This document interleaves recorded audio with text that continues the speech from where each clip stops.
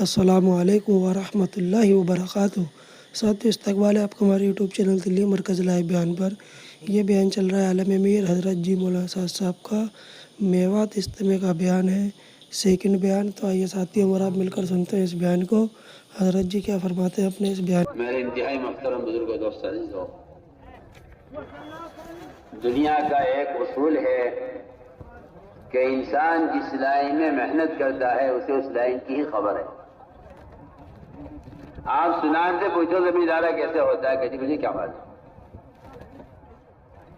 آپ کاشتکار سے پوچھو بزنس کیسے ہوتا ہے، جی مجھے کیا معلوم۔ آپ کسی ڈاکٹر سے پوچھو کہ زمیندارہ کیسے ہوتا ہے، کہتی مجھے کیا معلوم۔ دنیا کا اصول ہے انسان جس لائن کی محنت کرتا ہے اسی لائن کی اس کو خبر بھی ہے، اسی لائن کا اس کو یقین بھی ہے۔ تاجر کہہ رہا ہے تجارت کر لو اس میں کامیابی ہے، زمیندار کہہ رہا ہے زمیندارہ کر لو میں اس میں کامیابی دیکھ رہا ہوں، حاکم کہہ رہا ہے سیاست میں آ جاؤ اس میں کامیابی اور عزت ہے۔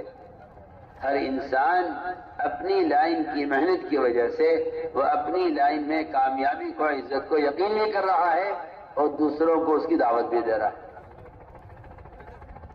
اب اسے اندازہ کر لو کہ اس حقیر دنیا کا اصول یہ ہے کہ جو انسان اسے محنت کرے گا اس سے کامیابی کا یقین ہوگا، تو اس سے اندازہ کر لو کہ پھر اللہ کے دین کی محنت کے بغیر دین سے کامیابی کا یقین حاصل ہو سکتا ہے؟ انسان جب دین کی محنت نہیں کرے گا تو دین سے کامیابی کا یقین کیسے پیدا ہو جائے گا؟ اس لیے سب سے پہلی بات یہ ہے، انبیاء کی بعثت کا مقصد سے یہ ہے کہ بندہ اپنے اللہ کو پہچانے، اور اس کو پہچاننا یہ ہے کہ اس پر ایمان لائے، اور ایمان لانا یہ ہے، میں کہتا ہوں آپ سے بہت بنیادی بات، ایک مسلمان کا کافر ایک کافر کا مسلمان ہو جانا اور ایک آدمی کو اسلام میں آ جانا یہ ایمان لانا نہیں ہے، یہ اسلام لانا ہے۔ سمجھنا میں کیا کہہ رہا ہوں؟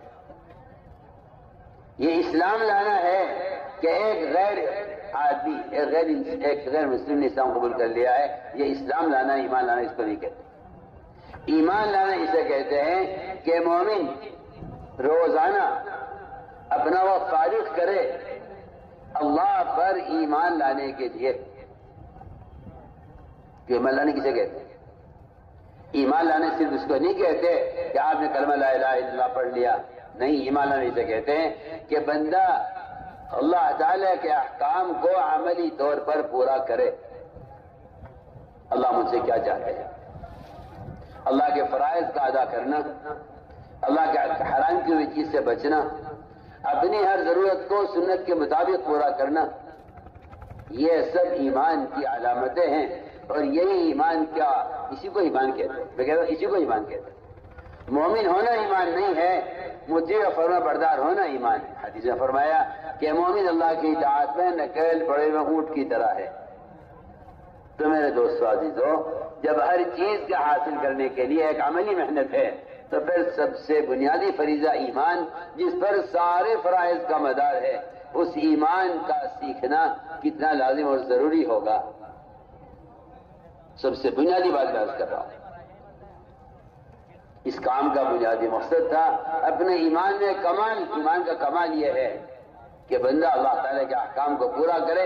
ایمان کا کمال یہ ہے کہ سر سے لے کر پیر تک مسلمان اپنے سر کے عمامے سے لے کر ٹخنے سے اونچا پاجامہ یا ٹخنے سے اونچی شلوار،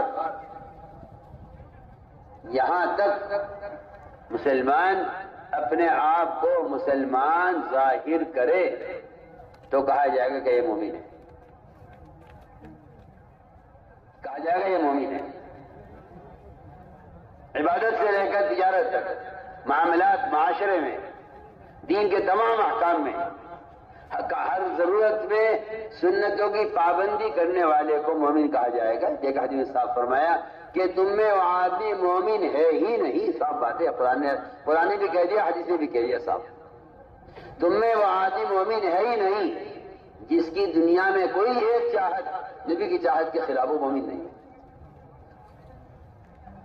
شکل کی چاہت، کپڑوں کی چاہت، شادی کی چاہت، کوئی چاہت تمہاری دنیا کی اگر نبی کی چاہت کے خلاف جا رہی ہے تو آپ مومن نہیں ہیں. پڑھیے، آپ حدیث پڑھیے. آپ تو دین سے جان چھڑانے کے لیے اور غیر مسلموں کے طریقوں کو اختیار کرنے کے لیے آپ تو یہ تعویلیں کرتے ہیں کہ یہ تو اس سے تو وہ ایمان مراد ہے، وہ والا ایمان مراد ہے، وہ والا ایمان مراد ہے، اس سے تو کامل ایمان مراد ہے. یہ سب بکواس ہے، یہ سب فضول کی باتیں ہیں. ورنہ حدیث میں صاف فرمایا کہ وہ آدمی مومن نہیں ہے جس کی ہر چاہت نبی کی چاہت کے تابع نہ ہو جائے، مومن نہیں ہے. آدمی اپنی شکل دیکھ لے، میرا چہرہ نبی کے چہرے کے مطابق ہی ہے نا. آدمی اپنا لباس دیکھ لے، تیرا لباس نبی کے لباس کے مطابق ہے تو مومن ہے، اور اگر تیرا لباس نبی کے لباس کے مطابق نہیں ہے تو حدیث کہہ دے کہ تو مومن نہیں. ہماری تو یہ بنیادی غلطی ہے کہ ہم نے ایمان کو صرف فرائض کے ادا کرنے تک سمجھا ہوا ہے. یہ ہماری بنیادی غلطی ہے. مومن اسے کہتے ہیں جو سر سے لے کر پیر تک سنتوں سے اتنا بھرا ہوا ہو اور ایسا مزین ہو کہ اس کی شکل سے دیکھ کر کہا جائے یہ مومن ہے. آپ پولیس والے دیکھے کہتے پولیس والا ہے کیوں؟ اس کے پولیس والے کے کیا پیشانی پر لکھا ہوا ہے پولیس والا؟ نہیں، آپ دور سے اس کی وردی دیکھ کر کہتے ہیں پولیس والا ہے. میں کہتا ہوں کہ دنیا میں مسلمان ہر شعبے کے اعتبار سے اپنی علامت رکھتا ہے، لیکن مسلمان ہونے کی علامتوں کو ضائع کر چکا ہے. ہم پہلی بات عرض کر رہے کہ ہمیں ایمان چاہیے. یہ ایمان کیسے حاصل ہوگا؟ یہ ایمان کیسے حاصل ہوگا؟ اس ایمان کی تکمیل کے لیے گشت ہے، اس ایمان کی تکمیل کے لیے دعوت ہے. قرآن نے صاف کہہ دیا ہے کہ دوسروں کو نیکی پر آمادہ کرنا اور دوسروں کو برائی سے بچانے کی کوشش کرنا، بس یہ ایک واحد ذریعہ ایمان کی تکمیل کا ہے. آپ چاہے جتنے بھی دیندار ہوں، آپ جتنے تہجد گزار ہوں، آپ جتنے چاہے وظیفے پڑھتے ہوں، آپ جتنی چاہے نیک اعمال کرتے ہوں، مگر یہ بات پورا مجمع اچھی طرح سن لے کان کھول کر کہ دوسروں کو بھلائی پر آمادہ کرنے کی کوشش کیے بغیر اور دوسروں کو منکر سے بچانے کی کوشش کیے بغیر کوئی آدمی ایمان کے کمال تک نہیں پہنچ سکتا. یہ بالکل قرآن حدیث میں صاف کر دیا گیا ہے. علماء نے صاف لکھا ہے ایک آدمی اتنی نمازیں پڑھتا ہے کہ اس کی پیشانی سیاہ ہو جائے، اتنے روزے رکھتا ہے کہ اس کے ہونٹ خشک پڑ جائیں نفلی روزوں سے، زکوٰۃ و قرض ادا کر دے. علماء نے لکھا ہے کہ اسلام میں ایمان کا کمال، اسلام میں ایمان کی علامت صرف یہ نہیں ہے، اسلام میں ایمان کی علامت یہ ہے کہ آپ کیا لوگوں کو بھلائی کا حکم کرتے ہیں.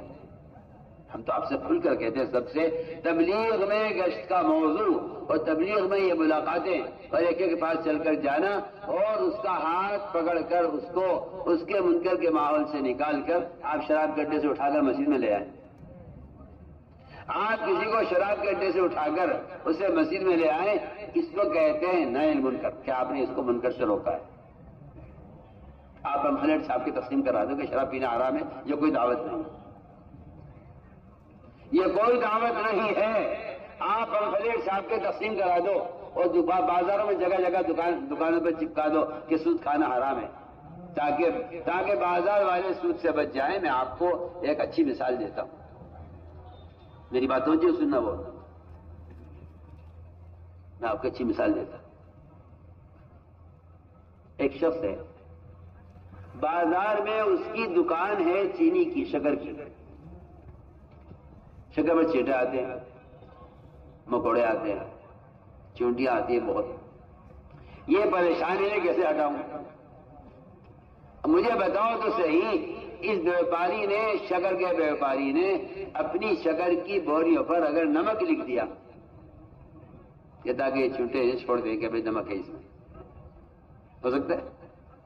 بہانہ میں کوئی جواب تو دے میری بات کا، بھائی کتنی اہم بات کر رہا ہوں. ارے بولو تو صحیح، کچھ آنا تو کرو.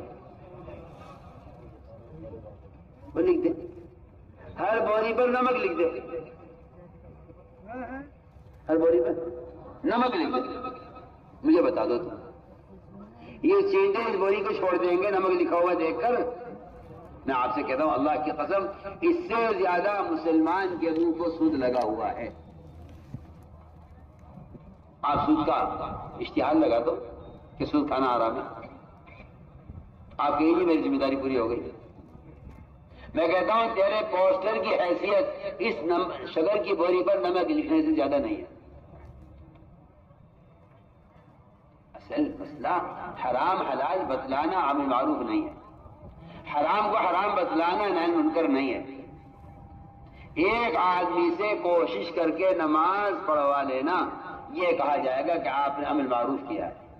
ایک آدمی کو کوشش کر کے شراب کے اڈے سے اٹھا کر مسجد میں لے آ کر اس سے شراب چھڑوا دینا اس کو کہا جائے گا کہ آپ نے دعوت کا فرض ادا کیا ہے، کہ آپ نے ایک آدمی کو منکر سے روک دیا. منکر سے روکنا دعوت ہے. منکر سے روکنا دعوت ہے.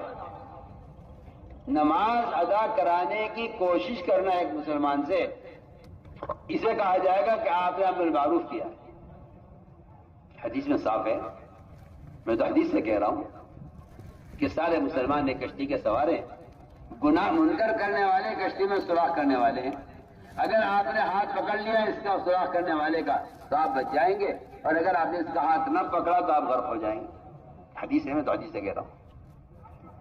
یہ جو آپ کے ذہن میں خیال پیدا ہو گیا ہے کہ دعوت دینے کا کوئی ایک طریقہ نہیں ہے، قلم سے، اخبار سے، رسالوں سے، ان گندے موبائلوں سے دین کی باتیں پھیلاتے رہو کہ جی ہم بھی دعوت دے رہے ہیں. یہ کوئی دعوت نہیں ہے، یہ کوئی دعوت نہیں ہے. یہ دین کے ساتھ عداوت ہے، کوئی دعوت نہیں ہے. کیوں؟ آپ سوچئے، آپ کا بیٹا، آپ کا باپ، آپ کا تایا نظر سے، نگاہ سے معذور ہے، نظر نہیں آتا، وہ جا رہا کنویں کی طرف. آپ اگر چیخ کر کہیں جی آگے کنواں ہے، اس نے سنا نہیں سنا، آپ تو اس وقت بھاگ کے جائیں گے، اس کا ہاتھ پکڑ لیں گے. ایسے ہی کرو گے؟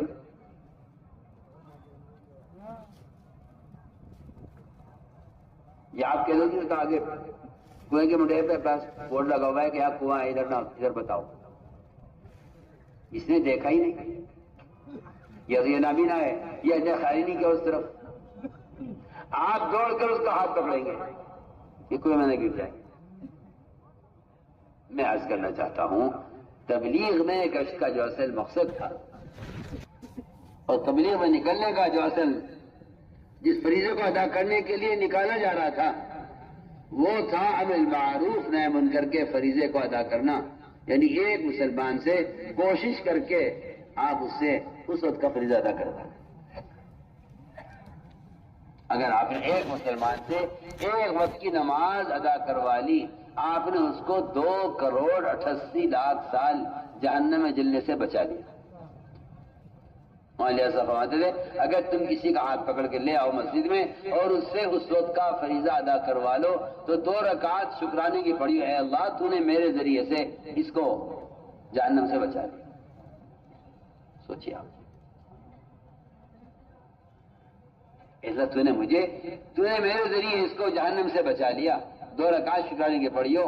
اگر تم کسی کو نماز مسجد میں لا کر نماز پڑھوا دو، میں کہتا ہوں آپ سے، آپ کا خیال یہ ہے سب کا کہ جسے پڑھنی ہوگی پڑھ لے گا. مجھے کیا مطلب ہے؟ مجھے اپنی قبر میں جانا سے اپنی قبر میں جانا. مسئلہ قبر کا نہیں ہے، مسئلہ تو قبر سے پہلے جو عذاب آئے گا نماز پڑھنے والوں پر، اس سے نماز پڑھنے والے بھی عذاب سے بچیں گے نہیں. حدیث ہے، نماز پڑھنے والے عذاب سے بچیں گے نہیں. اس لیے نہیں بچیں گے عذاب سے کہ تم دیکھ رہے تھے کہ تمہارا پڑوسی نماز نہیں پڑھتا، تم نے کیا کوشش کی. اگر کوشش کی ہے تو تمہیں نجات ملے گی، اور اگر تم نے کوشش نہیں کی ہے تو تم بھی نماز چھوڑنے والوں کے عذاب میں پکڑے جاؤ گے، چاہے تم نماز پڑھتے کیوں نہ ہو. سوچیے آپ، حدیث ہے، ایک نہیں سینکڑوں روایتیں اس طرح کی. اس لیے میرے دوستوں، ہم تو یہ کہنا چاہتے ہیں کہ گشت کا مقصد کیا تھا. گشت کا مقصد یہ تھا کہ بھلائی پر لوگوں کو تیار کرنا اور برائی سے لوگوں کو بچانے کی کوشش کرنا. اس کی عملی محنت گشت ہے، اس کی عملی محنت گشت ہے. اور یہ آپ یہ بات یاد رکھیں کہ یہ کوئی تبلیغ جماعت کا کام نہیں ہے، یہ ہر مسلمان کا کام ہے، یہ ہر مومن کا کام ہے کہ وہ کوشش کر کے مسلمان کو گناہ کے ماحول سے نکال کر عمل کے ماحول میں لائے. اور یہ ایک ایسی ایمان کی تکمیل کا میں علماء سے بھی کہہ رہا ہوں، یہ ایمان کی تکمیل کا، ایمان کے کامل کرنے کا ایک ایسا بنیادی ذریعہ ہے جس کے بارے میں کھل کر کہا جا سکتا ہے کہ صحابہ کرام کا یہ معمول تھا، ایک نہیں کئی صحابہ کا، کئی صحابہ کا یہ معمول تھا کہ وہ اپنے ایمان کو تازہ کرنے کے لیے اور اپنے ایمان کی تکمیل کے لیے لوگوں سے ملاقاتیں کرتے اور کہتے کہ آؤ ہمارے ساتھ اپنے پر ایمان لائیں گے۔ علماء کو تو معلوم ہونا چاہیے کہ امام بخاری رحمۃ اللہ علیہ کا مذہب ہے کہ ایمان میں زیادتی ہوتی ہے۔ سنیے، بہت کام کی بات کر رہا ہوں۔ امام بخاری رحمۃ اللہ علیہ کا مذہب ہے کہ ایمان میں زیادتی ہوتی ہے۔ وہ فرماتے ہیں کہ ایمان میں زیادتی ہونے کی دلیل یہ ہے کہ معاذ بن جبل رضی اللہ تعالیٰ عنہ وہ لوگوں سے ملاقاتیں کرتے تھے بازاروں میں اور کہتے تھے لوگوں سے کہ آؤ بیٹھو ہمارے ساتھ پر ایمان لائیں گے۔ عبداللہ بن رواحہ ایک سے خوشامد کر کے کہتے ادھر دیکھو میری طرف، ایک خوشامد کرتے، اٹھو ہمارے ساتھ، چلو ہمارے ساتھ اب پر ایمان لائیں گے۔ مجھے آپ بتاؤ تو صحیح، کوئی آدمی کسی گڑھے میں پڑا ہوا ہے، کوئی کسی کنویں میں گر گیا ہے، آپ میری بات کا جواب دیں، آپ ایک پرچہ لکھ کر ڈالتے کنویں میں کہ بھائی آپ باہر آ جاؤ، یا آپ کنویں پر کھڑے ہو کے تقریر کر دیں، بیان کر دیں، اس کو نکلنے کی ترغیب دے کے آ جائیں، اس سے آپ اس کی جان بچ جائے گی؟ کیا خیال ہے آپ؟ کیا آپ کے ترغیب دینے سے، بتانے سے بھائی آپ باہر آ جاؤ، آپ کنویں بھی گرے ہوئے ہو، مر جاؤ گے، آپ باہر آ جاؤ، کیا آپ کے بیان سے کوئی فائدہ ہوگا یا اس کی جان بچ جائے گی آپ کی ترغیب دینے سے؟ اس کو تو سہارا چاہیے، اس کو تو سہارا چاہیے نکلنے کو۔ میں کہتا ہوں گشت کا موضوع تھا یہ کہ مسلمان کو گناہ کے ماحول سے اٹھا کر عمل کے ماحول میں لایا جائے، یہ گشت کا موضوع ہے اور یہ ایمان کی تکمیل کا ایک صحابہ کرام کا معمول ہے۔ کیوں؟ اس لیے کہ یہ بات قرآن حدیث سے صاف کر دی ہے بالکل کہ امر معروف و نہی منکر کی عملی محنت، چاہے وہ مدارس میں ہو رہی ہو، چاہے وہ خانقاہوں میں ہو رہی ہو، اس کی عملی محنت سے یہ فریضہ ادا ہوتا ہے، اور اس فریضے کا ادا کرنا ہی صرف ایمان کی تکمیل کا سبب ہے۔ اس فریضے کا ادا کرنا ہی صرف ایمان کی تکمیل کا سبب ہے۔ آپ جتنے چاہے معمولات کرتے ہوں، آپ جتنے چاہے دیندار ہوں، مگر یہ بات واضح ہے کہ ہر مسلمان کے ایمان کی تکمیل وہ دوسروں کو نیکی پر آمادہ کرنا ہے، سیدھی بات ہے۔ اس لیے میرے دوستو عزیزو، یہ پہلی بات ہو گئی ہے، کیونکہ چھ صفات ہیں، یہ 6 نمبر نہیں ہیں۔ ان صفات کو اندر پیدا کرنے کی ایک عملی مشق ہے جس کو میں نے پہلے بیان کر دیا کہ اب ہمارا کام یہ ہے کہ لوگوں کو دعوت دے کر جہاں یقین بگڑ رہے ہیں، جہاں اللہ کے غیر کو بولنا، سوچنا، سننا سب کام ہی یہی رہ گیا ہے، تاجی کہہ رہا تجارت سے ہوتا ہے، زمیندار کہتا ہے زمینداری سے ہوتا ہے، اس یقین کو موڑنے کے لیے اور غلط یقین سے صحیح یقین کی طرف لانے کے لیے ان کی جگہ کو بدلنا پڑے گا کہ یہ چھوڑ کر یہاں مسجد میں آئیں اور یہاں اللہ کے گھر میں بیٹھ کر اللہ کی بڑائی کو سنیں۔ سوچیے آپ، کوئی آدمی کسی وزیر کوٹھی میں جائے، اس کی کوٹھی کو دیکھ کر اس کی وزارت کا تاثر پیدا ہوگا، کوئی کسی مالدار کے محل میں جائے، اس کے محل کو دیکھ کر اس کے مال کا تاثر پیدا ہوگا، کوئی آدمی کسی فقیر کے جھوپڑے میں جا کر بیٹھے، اس کے جھوپڑے کو دیکھ کر اس کے فقر کا اندازہ ہوگا، اس سے متاثر ہوگا۔ جب آدمی دنیا کی مختلف چیزوں سے وہاں آ کر تاثر لیتا ہے تو جو اللہ کے گھر میں بیٹھ کر اللہ کی بڑائی کو سنے گا، کیا اس کے دل میں اللہ کا تاثر نہیں پیدا ہوگا؟ یہ بات طے شدہ بات ہے اللہ کی قسم کہ اللہ کے ساتھ تعلق پیدا کرنے کی صرف مسجد ہی جگہ ہے۔ اگر آپ بازاروں میں اور آپ گھروں میں اور آپ محلوں میں اور آپ لوگوں کی غفلت کی جگہوں پر دین کی باتیں پہنچا رہے ہیں تو میں آپ سے قسم کھا کر کہہ سکتا ہوں کہ اس سے عمل کی استعداد پیدا نہیں ہوگی۔ اگر آپ نشر و اشاعت کے ذریعے اور موبائل میں لوگوں تک دین کی بات پہنچا رہے ہیں تو میں کہتا ہوں خدا کی قسم اس سے عمل کی استعداد پیدا نہیں ہوگی۔ ہاں، دینی معلومات نشر ہو جائیں گی، میں کچھ کہہ رہا ہوں۔ عمل کی استعداد پیدا کرنا دعوت کا مقصد ہے، دین کی بات لوگوں تک پہنچا دینا یہ کوئی تبلیغ نہیں ہے، کوئی تبلیغ نہیں. میں آپ سے کھل کر کہہ رہا ہوں، کوئی مولانا صاحب کا ملفوظ بیان کر رہا ہوں. آپ ملاقاتیں کر کے دین کی بات کان میں ڈال دیں لوگوں کے، مولانا صاحب فرماتے ہیں یہ کوئی تبلیغ نہیں ہے. کہ کان میں بات ڈالنا تبلیغ نہیں ہے، دل میں بات کا اتارنا تبلیغ ہے. اور یہ بات طے شدہ ہے، قرآن جس سے بھرے ہوئے ہیں کہ بات کے دل میں اترنے کی جگہ اللہ نے صرف مسجد کو بنایا ہے. مسجد کے علاوہ کوئی جگہ نہیں ہے جہاں بات دل میں اتر جائے. مسجد کے علاوہ کوئی جگہ نہیں. جو اس کا انکار کرے وہ حدیث کا انکار کر رہا ہے. جو اس کا انکار کر رہا ہے وہ محمد صلی اللہ علیہ وسلم کے طریقے تربیت کا انکار کر رہا ہے. میں آپ سے کھل کر بات کر رہا ہوں. آپ پڑھیے حدیث. قرآن کی آیت ہے حدیث کے ساتھ. آپ نے فرمایا کہ سارے ایمان والے مسیح کی آباد کرنے والے ہیں. اس حدیث کی آیت کے ساتھ حدیث کو بیان کیا آپ صلی اللہ علیہ وسلم نے فرمایا جس کو تم مسجد میں کثرت سے آتے جاتے دیکھو اس کے مومن ہونے کی گواہی دے دو کہ ہاں یہ مومن. انصافی کرو. تو میں نے عرض کیا کہ اصل تربیت مقصود ہے. اصل تربیت مقصود ہے. گشت کا موضوع دین کی بات پہنچانا نہیں ہے. گشت کا موضوع ہے مسجد کے ماحول میں کسی طرح مسلمان کو پہنچانا. گشت کا موضوع ہے. اس لیے کہ آپ صلی اللہ علیہ وسلم کا یہ معمول تھا کہ آپ صلی اللہ علیہ وسلم نئے آنے والوں کو مسجد کے ماحول میں رکھا کرتے تھے. نئے آنے والوں کو مسجد کے ماحول میں رکھتے تھے. وقت ثقیف آیا، انہوں نے کہا جی ہم اسلام قبول کریں گے لیکن نماز نہیں پڑھیں گے. نماز نہیں پڑھیں گے، روزہ نہیں رکھیں گے، زکوٰۃ نہیں دیں گے، جہاد نہیں کریں گے، اپنے بتوں کو نہیں توڑیں گے.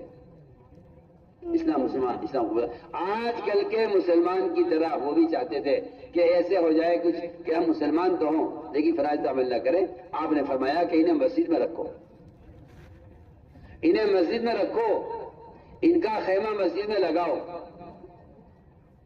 ان کا مسجد میں رہنا ان کے دل کو اسلام کے لیے کھول دے گا. یہ حدیث ہے. انہیں مسجد میں رکھا گیا، نماز پڑھتے ہوئے دیکھا، نماز کا شوق پیدا ہو گیا. روزہ رکھتے دیکھا لوگوں کو، روزے کا شوق پیدا ہو گیا.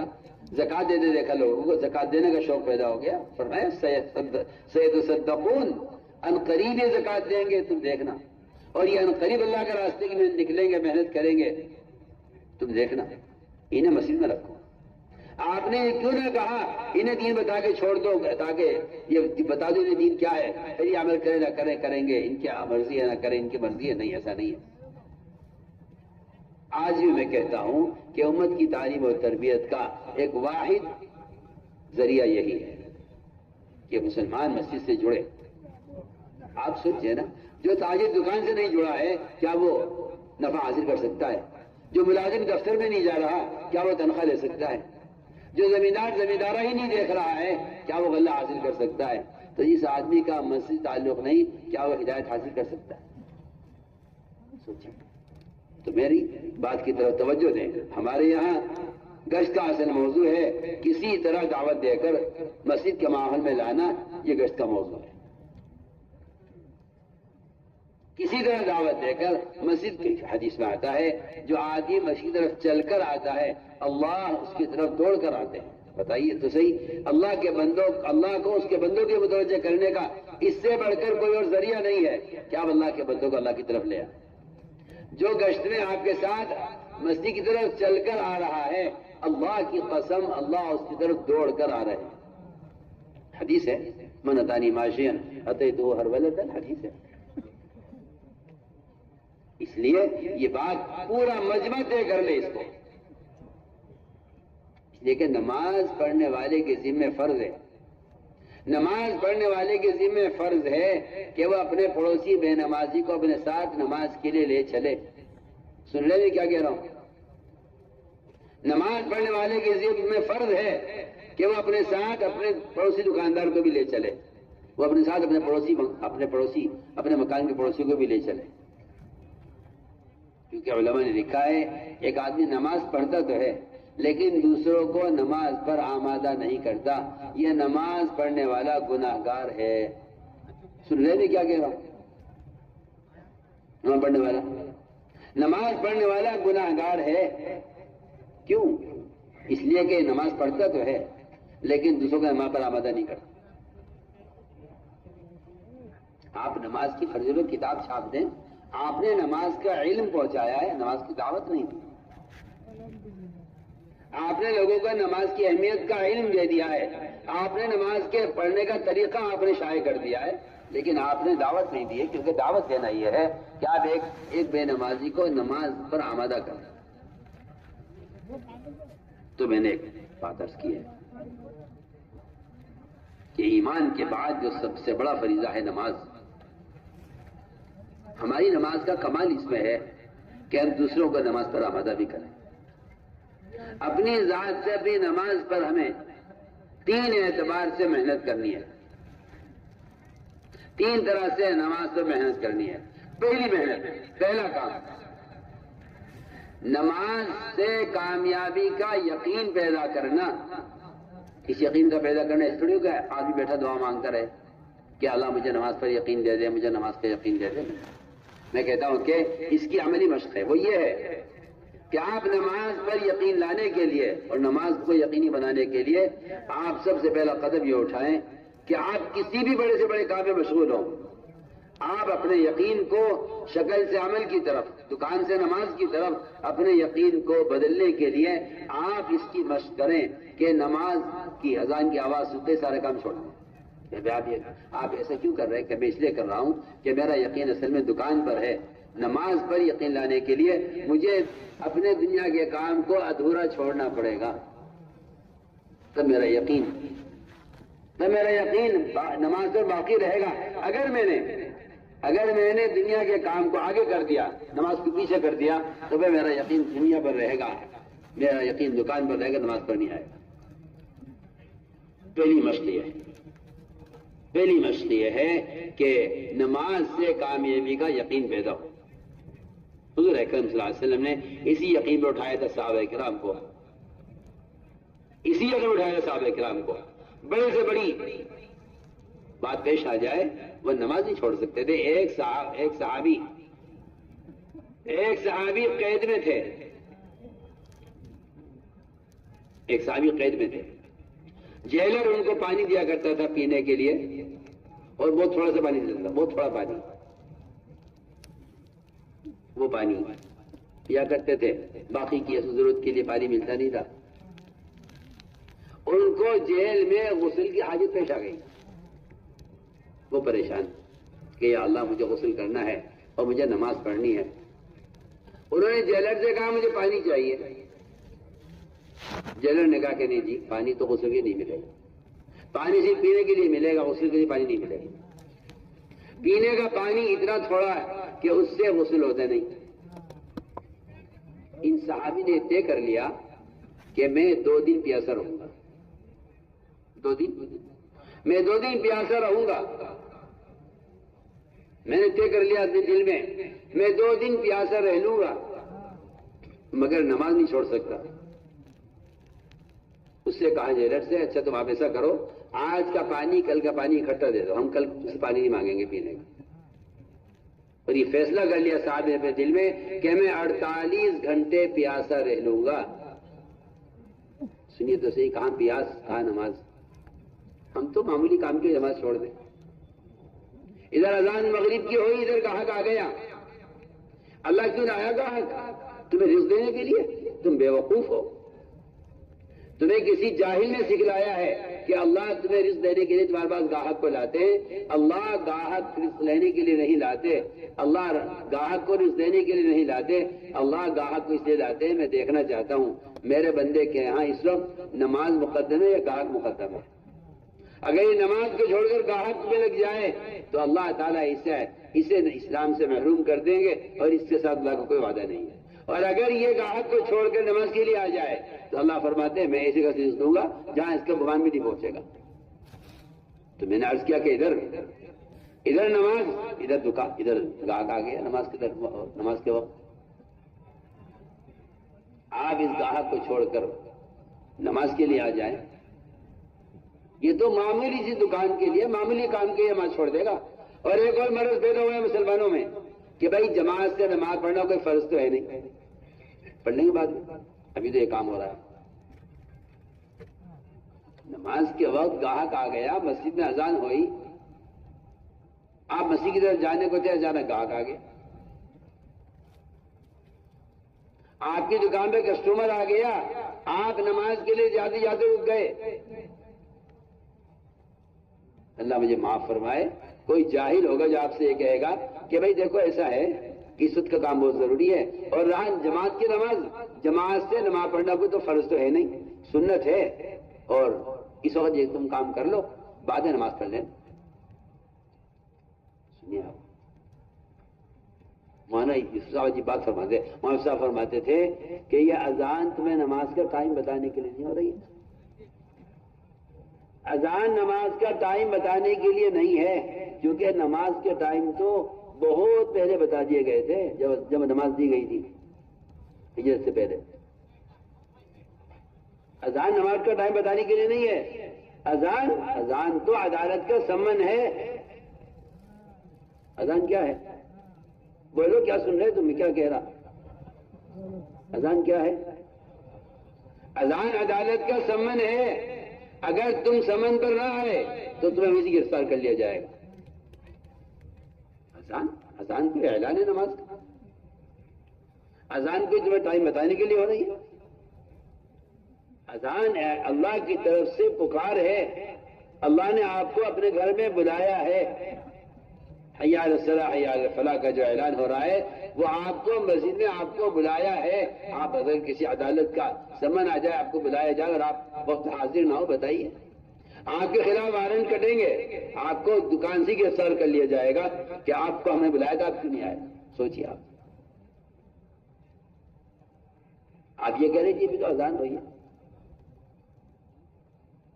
لوگ مسجد کی نماز ذرا سی بہانے سے چھوڑ دیتے ہیں۔ پوچھا گیا عبداللہ بن مسعود رضی اللہ تعالیٰ عنہ سے کہ ایک آدمی نماز تو پڑھتا ہے پابندی سے، لیکن مسجد میں نہیں آتا، کوئی عذر بھی نہیں ہے؟ اتنا شدید بیمار نہیں ہے کہ اس کو اٹھا کے لایا نہ جا سکے، اس کو اٹھا کر بھی نہ لایا جا سکے، اور ایسا کوئی عذر بھی نہیں ہے اس کو، مگر وہ نماز تو پابندی سے پڑھتا ہے مگر مسجد میں نہیں آتا، کیونکہ لوگ کہتے ہیں مسجد میں پڑھنا سنت ہے۔ آپ غور کیجئے، فرمایا کہ وہ آدمی جہنمی ہے جو نماز تو پابندی سے پڑھتا ہے مگر مسجد نہیں آتا۔ ایک صاحب مجھ سے کہنے لگے جی ہماری مسجد ہمارے گھر سے 5 کلومیٹر دور ہے، تو کیا کروں، میں گھر میں پڑھ لیا کروں؟ میں نے کہا کیوں، نبی کے بددعا میں کیوں آ رہے تم؟ کیا بددعا؟ اللہ کے نبی کی بددعا ہے، ان گھروں کی تباہی کی بددعا ہے جو مسجد کے ہوتے ہوئے نماز گھر میں پڑھنے۔ فرمایا کہ میرا دل چاہتا ہے آگ لگا دیں ان کے گھروں کو، جو مسجد نہیں آتے نماز گھر میں پڑھ لیتے ہیں۔ تو مجھ سے وہ صاحب کہنے لگے کہ جی میرا گھر دور ہے۔ میں نے کہا کتنا دور ہے؟ کہ جی میرا گھر مسجد سے 5 کلومیٹر پہ ہے۔ تو میں نے پوچھا کیا کرتے ہو؟ کہنے گے جی میں ملازم ہوں۔ کہنے لگے ملازم ہوں میں نے کہا کہاں ہے تمہارا دفتر گھر سے؟ کہ جی 15 کلومیٹر پہ۔ آپ سوچیے، آپ 5 کلومیٹر فاصلے پر مسجد ہے، وہاں تو آپ جا نہیں سکتے، 15 کلومیٹر پر آپ کا دفتر ہے، وہاں آپ صبح شام جاتے ہیں۔ اس نے کہا جی ایک اور بھی دفتر ہے، وہیں بیٹھنا ہوتا ہے، پھر وہاں سے وہاں جاتا ہوں۔ سوچیے آپ، سوچیے، سوال نماز کے لیے تو ہے کہ جی میں نے کہا تم دفتر رہنے کیوں نہیں کر رہے تھے، کیوں جاتے ہو 15 کلومیٹر دور؟ کہ نہیں جی یہ تو ہو ہی نہیں سکتا کہ میں دفتر نہ جاؤں۔ نماز کے لیے مسجد میں آنے کا مسئلہ تو معلوم کر رہا ہے کہ میں نماز گھر میں پڑھ لوں کیونکہ مسجد دور ہے۔ آپ کا دفتر آپ کی مسجد سے 3 گنا زیادہ دور ہے، آپ کا دفتر آپ کے گھر سے 3 گنا زیادہ دور ہے مسجد کے مقابلے میں۔ تو میں نے عرض کیا میرے دوستوں عزیزوں، بات اصل یہ ہے کہ اذان تو اللہ نے آپ کو بلایا ہے مسجد میں، اللہ نے آپ کو بلایا ہے، اگر آپ آ جائیں تو پھر آپ کے لیے سارے وعدے ہیں، اور اگر آپ اس بلانے پر نہ آئے تو پھر آپ کے وارنٹ کٹیں گے۔ آپ جانتے ہیں سمن پہ نہ جانے کے والے کے لیے کیا مصیبتیں کھڑی ہو جاتی ہیں۔ میرے دوست، ہمارے گشت کا موضوع پہلا میں نے عرض کر دیا کہ ایمان کی تکمیل گشت کا موضوع ہے. دوسری بات عرض کر رہا ہوں کہ نماز کے لیے گشت ہے، نماز کے لیے گشت ہے. بلال رضی اللہ تعالیٰ عنہ ایک ایک گھر پر جا کر نماز نماز نماز کہہ کے لوگوں کو مسجد میں لے کر آتے. اس زمانے میں جبکہ منافق کی مجال جماعت کی نماز چھوڑنے کی نہیں تھی، اس زمانے میں بھی بلال رضی اللہ تعالیٰ عنہ صحابہ پر گشت کر کے ان کو نماز کے لیے جمع کرتے تھے. آج جبکہ مسلمانوں کی اکثریت نماز چھوڑے ہوئے، تو میں نے عرض کیا پہلی مشق نماز پر یہ ہے کہ نماز پر یقین آئے. دوسری مشق یہ ہے نماز پر کہ نماز کا ظاہر ٹھیک کرو. کیوں بھائی؟ نماز کا ظاہر ٹھیک کرنے کے لیے جماعت میں کرنا کیا ضروری ہے؟ بازار میں کتاب ملتی ہے نماز کا طریقہ، بازار میں کتاب ملتی ہے نماز کا طریقہ، وہ لے لوں گا سیکھ لوں گا اس سے. اس کے لیے جماعت میں کرنا کیا ضروری ہے؟ میں آپ کو بہت کام کی بات آپ سے کہہ رہا ہوں. سوال اس کا نہیں ہے کہ آپ کو نماز پڑھنی آتی نہیں پڑھنی آتی. سوال اس کا ہے کہ جن کو نماز پڑھنی آتی ہے وہ نماز کو بگاڑ رہے ہیں، کیونکہ اپنے مقام پر رہتے رہتے دنیا کی مشغولی کی وجہ سے نہ تہجد کا مزاج رہا، نہ اوابین کی عادت رہی، نہ اشراق کی عادت رہی، نہ چاشت پڑھنے کا شوق رہا. جماعت میں نکلنا اس لیے ہے کہ کچھ وقت کے لیے سارے کاروبار چھوڑ کر، سارے کاموں کو چھوڑ کر میں کچھ وقت عمل کے ماحول میں رہوں تاکہ میری نماز میں کمال پیدا ہو. سنیے آپ، عمر رضی اللہ تعالیٰ عنہ صحابہ کو اللہ کے راستے میں نکالا کرتے تھے یہ کہہ کر کہ میں تمہیں اس لیے بھیج رہا ہوں اللہ کے راستے میں تاکہ تمہاری نماز میں کمال پیدا ہو جائے. یہ عمر رضی اللہ عنہ زمانے میں جن صحابہ نے آپ سے نماز پڑھی ہوگی ان کی نماز ہم سے کتنی اچھی ہوگی. عمر رضی اللہ عنہ یہ کہہ کر نکالے ان کو جماعت میں کہ تاکہ تمہاری نماز میں کمال پیدا ہو جائے، یہ کہہ کر عمر رضی اللہ تعالیٰ عنہ انہیں جماعت میں نکالا کرتے. کیا بات ہے؟ آدمی اپنی جگہ مقام پر رہتے رہتے دنیا ایسی اس پر غالب آ جاتی ہے اور عام نوافل کا تہجد کا مزاج ختم ہو جاتا ہے. 4 مہینے جب سارے دنیا کے دھندے چھوڑ کر آدمی مسجد کے ماحول میں رہے گا 4 مہینے، وقت پر تہجد ملے گی، وقت توابین ملے گی، اور آہستہ آہستہ ہماری نمازوں میں کمال لے کے فرائض میں کمال پیدا ہوتا ہے نوافل سے. فرائض میں کمال پیدا ہوتا ہے نوافل سے. ہم نوافل کو چھوڑ دیتے ہیں یہ کہہ کر کہ ان کا پڑھنا کوئی ضروری نہیں ہے، اور ویسے بھی اور بھی تقاضے میرے پاس بڑے اہم تقاضے ہیں، فرصت نہیں ہے کہ تہجد پڑھتے نہیں، کیونکہ دن بھر تھکتے ہیں دنیا کے لیے، رات کو پڑھ کے سو جاتے ہیں. قرآن نے بھی حدیث نے بھی مومن اور مشرک کے درمیان ایک فرق تہجد کا بھی کیا ہے. سنیے تو صحیح، قرآن بھی حدیث میں بھی مومن مشرک کے درمیان فرق تہجد کا کیا ہے کہ مشرک تو وہ ہے جو پوری رات پڑھ کر سوئے گا صبح تک، لیکن مومن وہ ہے کہ رات کو اس کا پہلو بستر سے دور رہے گا رات کے قیام اور تہجد میں. عبداللہ بن رواحہ رضی اللہ عنہ فرماتے ہیں، عبداللہ بن رواحہ فرماتے ہیں کہ مومن اور کافر میں فرق یہ ہے کہ مومن وہ تو رات کو بستر سے دور رہے گا رات کے قیام میں، اور کافر وہ ہے اذا استثقلت بالمشرکین المضاجع کہ ان کے بدن سے ان کے بستر بھاری رہیں گے، بوجھل رہیں گے صبح تک. یہ مشرکین اپنے بستر چھوڑتے نہیں ہیں رات کے قیام میں. مومن وہ ہے جو رات کو بستر سے دور رہتا ہے رات کے قیام اور تہجد میں. میرے دوستوں، یہ ایک بنیادی بات میں عرض کر رہا ہوں کہ اپنی نمازوں کو ٹھیک کرنے کی مشق کرو.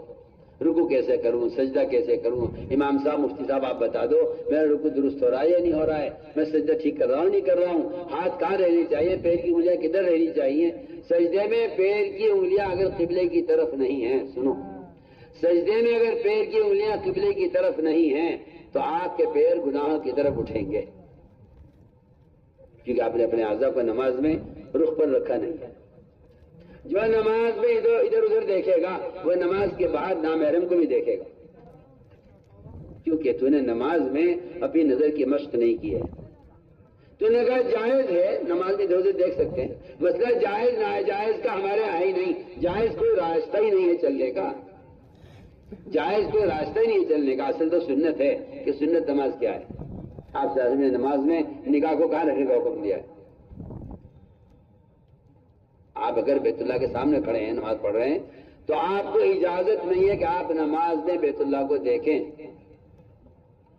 کیونکہ آپ کے بدن کو متوجہ ہونا ہے بیت اللہ کی طرف، نظر کو دل کو متوجہ نہیں ہونا بیت اللہ کی طرف، جبکہ کعبہ ہے اللہ کا گھر ہے، مگر نماز میں گنجائش نہیں ہے اس کی کہ آپ بیت اللہ کو دیکھیں یا بیت اللہ کو سوچیں، بالکل نہیں، نہ دل متوجہ کر سکتے ہیں بیت اللہ کی طرف، نہ آنکھ قبلے کی، آپ آنکھ رکھے سجدے کی جگہ پر، چاہے آپ بیت اللہ کی دیوار کے آگے کھڑے ہوئے ہیں، آپ بیت اللہ کو نہیں دیکھیں گے نماز، ورنہ آپ کی نماز کامل نہیں۔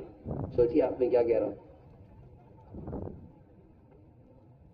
تو میں نے عرض کیا کہ نماز پر ایسی مشق کرنی پڑے گی۔ عام طور سے لوگوں کا حال یہ ہے کہ جب رکوع سے اٹھتے ہیں سجدے میں چلے جاتے ہیں۔ حدیث میں آتا ہے کہ جو اپنی کمر کو سیدھا نہیں رکھتا رکوع سے اٹھنے کے بعد سجدے میں جانے سے پہلے، اللہ اس کی نماز کی طرف نظر اٹھا کر نہیں کہ کیا کر رہا ہے۔ ہمیں اس طرح اللہ کے راستے میں نکلنے کی ہماری غرض یہی ہے کہ تاکہ مشق کروں۔ اللہ کا شکر ہے علماء اللہ کے راستے میں اچھی تعداد میں نکل رہے ہیں۔ علماء کا نکلنا جماعت میں اس لیے لازم اور ضروری ہے تاکہ ان عوام کے ساتھ 4 مہینے ایک عالم کو دن رات 24 گھنٹے ان کے ساتھ رہنے سے ان عوام کی تعلیم ہو، ان کی تربیت ہو، ان کے فرائض صحیح طریقے سے ادا ہوں۔ یہ علماء کی ذمہ داری ہے کہ جماعتوں کے ساتھ نکلیں، کیونکہ اللہ نے ان کو علم دیا ہے، یہ اپنے عمل سے ان کو عمل سکھلائیں اور یہ اپنے ساتھ رہ کر ان کو نماز کا صحیح طریقہ بتلائیں۔ نماز کا طریقہ بیان کرنے سے نہیں آئے گا، نماز کا طریقہ نماز سے آئے گا۔ صلو کما رأیتمونی اصلی کا جو حکم ہے وہ یہ بتا رہا ہے کہ نبی نے نماز لکھ کر نہیں دی ہے، نبی نے نماز پڑھ کر بتائی ہے۔ علماء انبیاء کے وارث ہیں، علماء کی ذمہ داری ہے یہ نکلے جماعتوں میں عوام کے ساتھ اور ان کو نماز پڑھ کر دکھلائیں کہ نماز کا سنت طریقہ کیا ہے۔ اس طرح ہمیں اپنی نمازوں پر یہ دوسری مشق کرنی ہے۔ تیسری مشق یہ ہے کہ نماز سے ہی مسائل کو حل کرنے کا کہ مشق کرو، مشق، یہ نہیں کہ کوئی ضرورت پیش آ گئی تو دیکھیں گے نماز، مشق کرو۔ جب بھی کوئی حاجت پیش آئے پہلے 2 رکعت نماز، جب بھی کوئی مسئلہ پیش آئے پہلے 2 رکعت نماز، جب بھی کوئی حادثہ پیش آ جائے پہلے 2 رکعت نماز۔ ایک صحابی بحرین جا رہے تھے تجارت کے لیے، عرض کہ اللہ نے تجارت کے بحرین جانا فرمایا پہلے 2 رکعت نماز پڑھو۔ اس طرح ہمیں اپنی نمازوں پر مشق کرنی ہے اور تہجد کا نوافل کا خوب اہتمام کرو۔ اللہ تعالیٰ فرماتے ہیں میرا بندہ نوافل کے ذریعے میرا اتنا قریب ہو جاتا ہے کہ میں خود اس کے اعضا بن جاتا ہوں۔ اس لیے ہمیں نوافل کا خوب اہتمام کرنا ہے، کیونکہ نوافل کی کثرت سے بندے کا جو ہے بندہ گناہوں سے محفوظ رہتا ہے اور اس کی برکتیں بھی رات کے قیام اور تہجد میں ہیں۔ اس طرح ہمیں اللہ کے راستے میں نکل کر ابھی نمازوں میں یہ مشق کرنی ہے 3 اعتبار سے۔ نماز کا ظاہر درست ہو، نماز کو ہر کام پر مقدم کرے تاکہ یقین نماز پر آئے، اور تیسری بات جو میں نے عرض کی کہ نماز کا طریقہ کار ٹھیک ہو اور نماز سے مسائل کو حل کروائیں۔ اس طرح ہمیں 3 اعتبار سے اپنی نمازوں پر مشق کرنی ہے۔ میرے دوستوں، یہ نماز جب درست ہوگی جب نماز کا صحیح علم حاصل کیا جائے۔ آدمی دنیا کا کوئی کام کرتا ہے، اس کا طریقوں سے معلوم نہیں ہوتا، وہ کام درست نہیں ہوتا، لوگ کہتے ہیں ہم نے غلط طریقے سے کیا، پہلے معلوم کرنے کا طریقہ کیا ہے۔ ایک ڈاکٹر آپ کو دوا دے رہا ہے، وہ دوا کا طریقہ لکھ کر دیتا ہے، یہ گولی آپ کو اس وقت کھانی ہے، یہ دوا کھانے کی ہے، یہ لگانے کی ہے۔ اگر آپ اس کو نہ سمجھے تو بتائیے کتنا نقصان ہو جائے گا۔ پھر ایک مسلمان کا یہ نہ جاننا کہ نماز کا صحیح طریقہ کیا ہے، ہمیں چاہیے کہ اس کا علم حاصل کریں۔ علم 2 قسم کا ہے، فضائل کا اور مسائل کا۔ فضائل کا علم وعدوں کا یقین پیدا کرنے کے لیے ہے اور مسائل کا علم عمل کو صحیح طریقے سے ادا کرنے کے لیے ہے۔ اس لیے فضائل کی تعلیم کا خوب اہتمام کیا جائے تاکہ ہمارے دل میں عمل کی قیمت تو معلوم ہو۔ ہمیں دنیا کی قیمت معلوم ہے، عمل کی قیمت معلوم نہیں ہے۔ تو اسی لیے آپ غور کر لیجئے کہ آدمی عمل کو ضائع کر دیتا ہے دنیا کے لیے، دنیا کو ترجیح دیتا ہے آخرت پر، کیونکہ عمل کی قیمت معلوم نہیں۔ تو میں نے عرض کیا کہ فضائل کی تعلیم سے ہمارے اندر عمل کا شوق پیدا ہوگا، اور عمل پر جو وعدے اللہ نے کیے ہیں ان وعدوں کا یقین دل میں پیدا ہوگا۔ اس کے لیے فضائل کی تعلیم، فضائل اعمال مع فضائل صدقات، ظہر کے بعد کی تعلیم میں فضائل اعمال مع فضائل صدقات، اور اس کے ساتھ قرآن کو صحیح کرنے کا حلقہ قائم کیا جائے۔ یہ روزانہ کا کام ہوگا جماعت کا اللہ کے راستے میں نکل کر، اور صبح کی تعلیم میں اہتمام سے منتخب احادیث پڑھی جائے۔ یہ ایک تعلیم کی وہ بنیادی کتاب ہے جو اہمیت تبلیغ میں 6 نمبروں کی ہے، وہ اہمیت تبلیغ میں منتخب احادیث کی ہے۔ یہ دعوت کا یہ کام، اس کی 6 صفات مشہور ہے، ساری دنیا جانتی ہے۔ کسی غیر مسلم پوچھو گے بھائی تبلیغ کا 6 نمبر کیا ہے، میں کہتا ہوں اس زمانے کے غیر مسلم بتا دے گا 6 نمبر کیا ہے۔ مولانا صاحب درالی نے ان صفات کو سمجھنے کے لیے اور ان کو بیان کرنے کے لیے یہ احادیث کا مجموعہ تیار کیا ہے، منتخب احادیث۔ یہ ہماری تعلیم کی بنیادی اہم کتاب ہے۔ ہمیں فضائل اعمال کے ساتھ ساتھ منتخب احادیث سے تعلیم کا بڑا اہتمام کرنا ہے۔ تو صبح کی تعلیم میں منتخب پڑھی جائے گی ہر جگہ، کسی ملک میں ہو، کسی علاقے میں ہو، کسی مرکز میں ہو، کسی صوبے میں ہو، کہیں بھی ہو، صبح کی تعلیم میں منتخب احادیث۔ آپ کی جماعت کہیں بھی چلی جائے، آپ کے ہماری تعلیم کا طریقہ یہ ہے۔ اور ظہر کے بعد کی تعلیم میں فضائل اعمال مع فضائل صدقات، اس کے ساتھ قرآن کی تصدیق کا حلقہ ہو، اور اس کے بعد 6 صفات کا مذاکرہ ہو احادیث کی روشنی میں۔ یہ 3 کام ہمیں اللہ کے راستے میں نکل کر ظہر کی تعلیم میں کرنے ہیں، صبح کی تعلیم، اور تعلیم کے ساتھ ایک بنیادی عمل یہ ہے کہ تعلیم کا طریقہ کیا ہو۔ تعلیم کا طریقہ اور سنت طریقہ ہے۔ حضور اکرم صلی اللہ علیہ وسلم کا معمول تھا، جب آپ کوئی اہم بات فرماتے تھے اس کو 3 مرتبہ دہراتے تھے۔ کیوں 3 مرتبہ دہراتے؟ ایک مرتبہ آدمی متوجہ ہوتا ہے، دوسری مرتبہ میں سنتا ہے، تیسری مرتبہ میں وہ بات یاد ہو جاتی ہے۔ 3 مرتبہ آپ حدیث کو دہرایا کرتے تھے تاکہ آپ کی بات کو اچھی طرح سمجھ لیا جائے۔ ہمارے تعلیم کرانے والے اس کا خیال کریں کہ جب وہ حدیث پڑھیں تو عربی عبارت علماء ہیں تو پڑھیں، عوام کو عربی عبارت نہیں پڑھنی چاہیے، وہ اس کے الفاظ صحیح ادا نہیں کر پاتے۔ اگر وہ عالم ہے تو اس کو چاہیے کہ وہ عربی عبارت 1 مرتبہ پڑھے، اور ترجمہ حدیث کا 3 مرتبہ ٹھہر ٹھہر کر سمجھا کر اپنی طرف سے تعلیم میں بات نہ کی جائے۔ تعلیم میں اپنی بات کرنا، یہ اللہ کے نبی کے بات پر اپنی بات کو مقدم کرنا ہے۔ بیان کے وقت بیان ہو، تعلیم ہو صرف تعلیم ہو۔ البتہ اتنا ضرور ہے کہ تعلیم کے اردو کا جب آدمی حدیث کا ترجمہ پڑھے تو حدیث کا ترجمہ ٹھہر ٹھہر کر پڑھے، مجمع کو درمیان میں متوجہ کرتا رہے، اور کہے مجمع دیکھو اللہ کے رسول کیا فرما رہے ہیں، اس طرح متوجہ کرتے ہوئے ہمیں منتخب احادیث سے تعلیم کا اہتمام کرنا ہے۔ تعلیم کے ساتھ تعلیمی گشت، یہ بھی صحابہ کی سنت ہے، میں تو عرض کر چکا ہوں نا کہ گشت ان 3 فرائض کے لیے ہے، ایمان کے لیے گشت، نماز کے لیے گشت، تعلیم کے لیے گشت۔ تعلیم کے ساتھ تعلیمی گشت ہو، مسجد میں تعلیم ہو رہی ہے اور 2-2 4-4 ساتھیوں کی جوڑیاں بنا کر انہیں مسجد کے اطراف میں باہر بھیجا جائے، کھلے بازار سے، بڑے بازار سے۔ لوگ گلیوں میں آپ کو بیٹھے ملیں گے، لوگ آپ کو نعوذ باللہ، آج کل تو نئے حلقے لگے رہتے ہیں، تو نعوذ باللہ کہیں جوا کھیلا جا رہا ہے، کہیں خدا نہ کرے نعوذ باللہ جو تاش کھیلنے جا رہے ہیں، کہیں کوئی گناہ ہو رہا ہے۔ گناہوں کے اڈوں پر جائیں گشت کرتے کرتے لوگوں کی تھوڑیوں میں ہاتھ دے کر خوشامد کر۔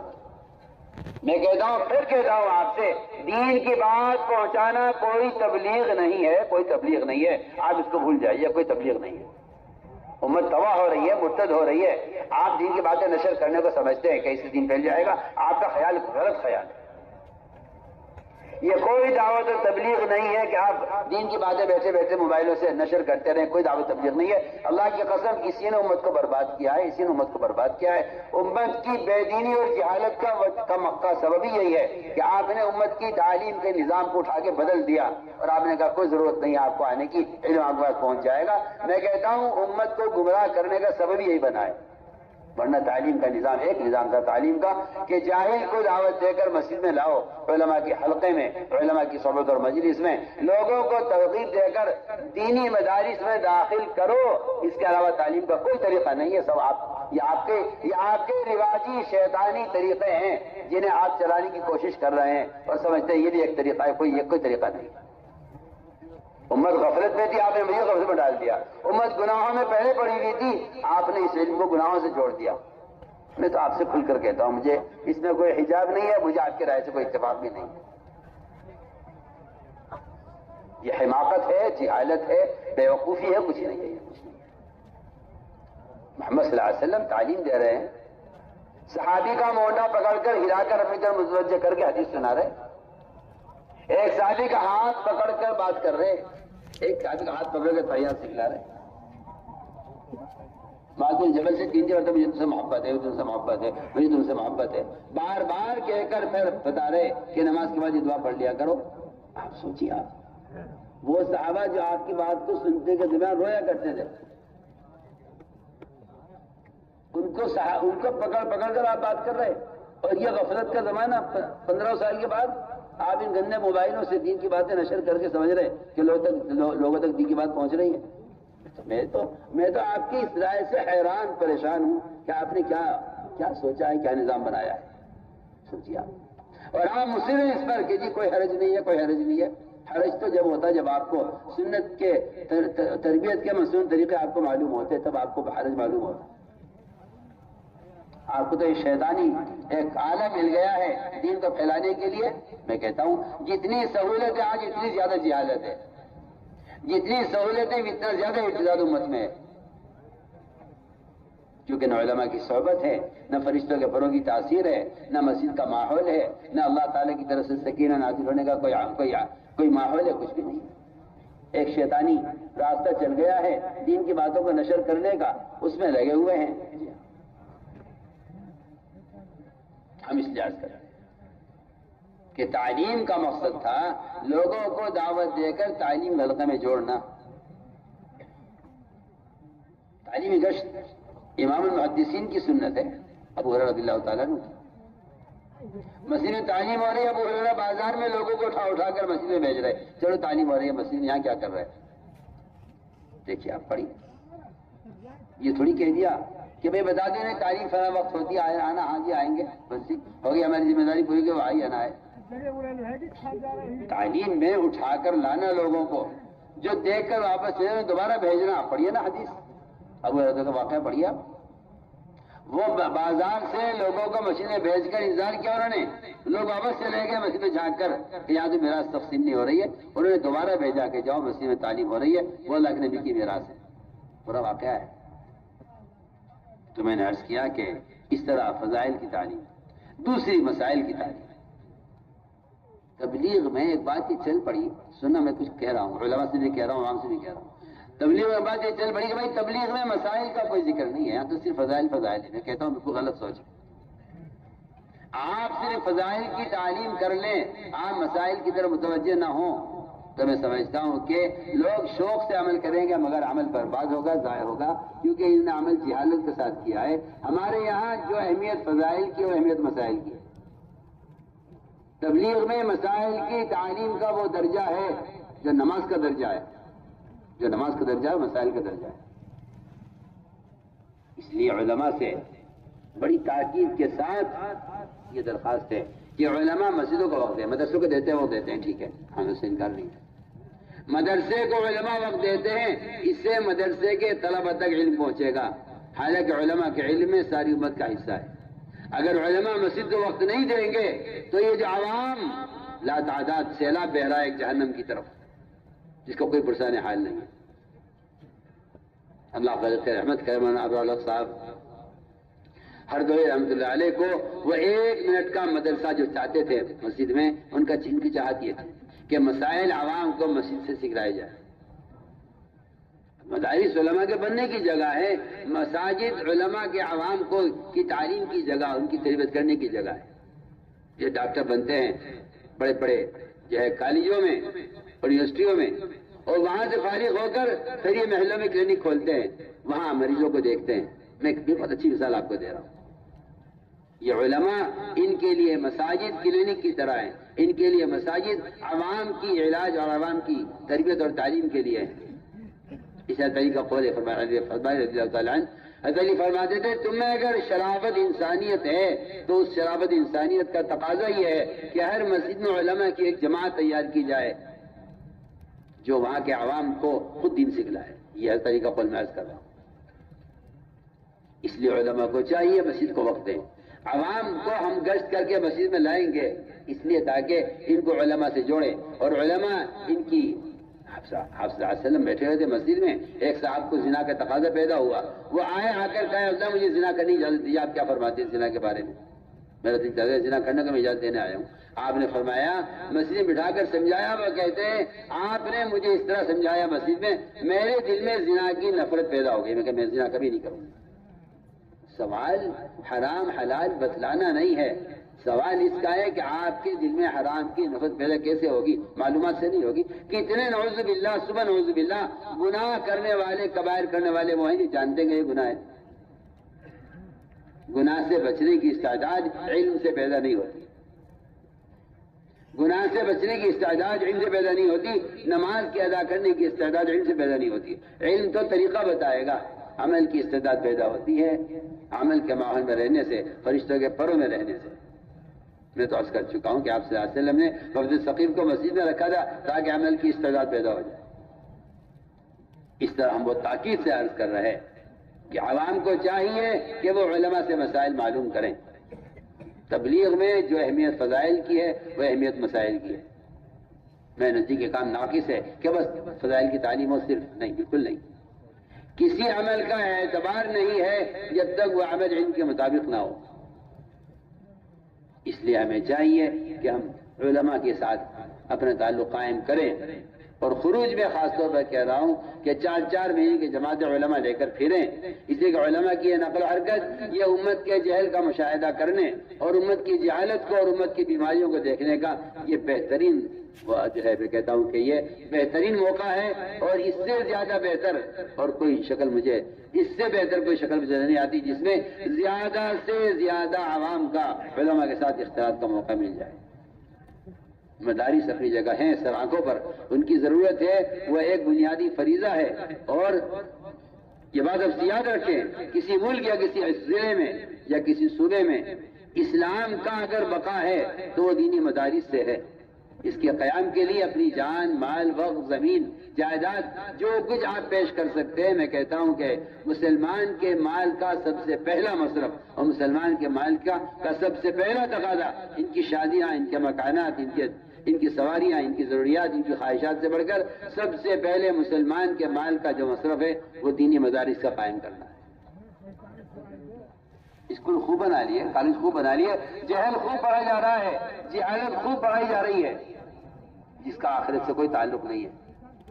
وہ علم جس پر آخرت ملے گی, وہ علم جس پر جنت کا وعدہ ہے. اگر کسی جگہ 10 اسکول ہے تو وہاں کوئی ایک مدرسہ بھی نہیں ہے, کہیں 50 اسکول ہے تو وہاں کوئی ایک مدرسہ بھی نہیں ہے, کہیں 100 اسکول ہے کہ جہاں ایک مدرسہ بھی ہے. تو آپ اس سے اندازہ کر لیجئے اگر مسلمان کو علم کا شوق ہوتا تو میں سمجھتا ہوں کہ شاید مدارس وہ زیادہ ہوتے, لیکن علم کا شوق نہیں. اس لیے ہم تاکید سے عرض کر رہے ہیں کہ ہمارے علماء کو چاہیے کہ وہ اپنا وقت فارغ کریں عوام کے لیے. عوام کو چاہیے کہ وہ روزانہ مسجد کو وقت دیں علماء سے مسائل معلوم کرنے کے لیے. اس طرح ہمیں مسجدوں کو مسائل کے حلقوں سے بھی آباد کرنا ہے. یہ فضائل ہو گئے, مسائل ہو گئے. اس طرح ہمیں میرے دوستوں اللہ کے ذکر کی مشق کرنی. اللہ کے راستے میں نکل کر ذکر کیا ہے؟ اللہ کو یاد رکھنا ذکر ہے. اس یاد رکھنے کے لیے یاد کرنا ہے. جو اللہ کو یاد نہیں کرتے یاد رکھتے بھی نہیں ہیں. اس لیے صبح شام کی تسبیحات کا اہتمام, ذکر باوضو کیا جائے, تنہائی میں کیا جائے, اللہ کے دھیان کے ساتھ ذکر کیا جائے. ذکر میں اللہ کے غیر سے کٹنا چاہیے. وذکر اسم ربک وتبتل الیہ تبتیلا, پوری طرح اللہ کے غیر سے کٹ کر اللہ کے ساتھ تنہا ہو جاؤ ذکر میں. اس طرح ہمیں باوضو ہو کر قبلہ رخ اور اللہ کی طرف متوجہ ہو کر اللہ کے دھیان کے ساتھ ہمیں ذکر کا اہتمام کرنا ہے. ایک تجوید تیسرے کلمے کی سبحان اللہ, الحمدللہ, لا الہ الا اللہ, اللہ اکبر, ولا حول ولا قوت الا باللہ العلی العظیم. ایک تجوید و شرک کی استغفار کی 3 تسبیح صبح شام جی لگا کر اللہ کی طرف متوجہ ہو کر پڑھنے کا اہتمام فرمائیں. افضل ذکر قرآن کی تلاوت ہے. تمام اذکار میں اللہ کی ذات سے نکلا ہوا کلام ہے, کوئی کلام اس کے برابر نہیں ہے. لیکن یہ بات سب یاد رکھیں, ہمیں اللہ کے کلام کی تلاوت اور قرآن کی تلاوت قرآن میں دیکھ کر کرنی ہے. آج کل ایک فیشن کو ہو، ایک بدعت کو ہو، یا ایک بے وقوفی کو ہو، یا صحابہ کرام کے طریقوں سے ہٹ کر نیا طریقہ ایجاد کرنے کی کوشش کو ہو، موبائل میں قرآن کے پڑھنے کا شوق پیدا ہوا ہے. میں آپ سے سب سے بہت تاکید سے کہہ رہا ہوں، بہت تاکید سے کہہ رہا ہوں، موبائل میں قرآن کے پڑھنے کی قطعاً کوئی گنجائش نہیں ہے، کوئی گنجائش نہیں. سنیں، بہت کان کھول کے سننا میری بات. آپ سفر میں ہیں، قرآن ساتھ رکھیے، قرآن کھول کے دیکھ کر پڑھیے. موبائل میں قرآن کا رکھنا، میں تو قرآن کی اس کو بے حرمتی یقین کرتا ہوں. حضرت تھانوی رحمۃ اللہ علیہ فرماتے ہیں قرآن کا ریڈیو پر سننا ناجائز ہے، اور اس کے سننا، قرآن کا ریڈیو پر سننا قرآن کی بے حرمتی ہے. بلکہ لکھا ہے کہ سننے والے کو روکنا واجب ہے. کیوں؟ قرآن کا ادب، قرآن کا احترام. سوچیے صحیح آپ، ہمارے بڑے کیا کہہ گئے. قرآن کو ریڈیو پر، اسی میں گانا آ رہا، اسی میں قرآن آ رہا.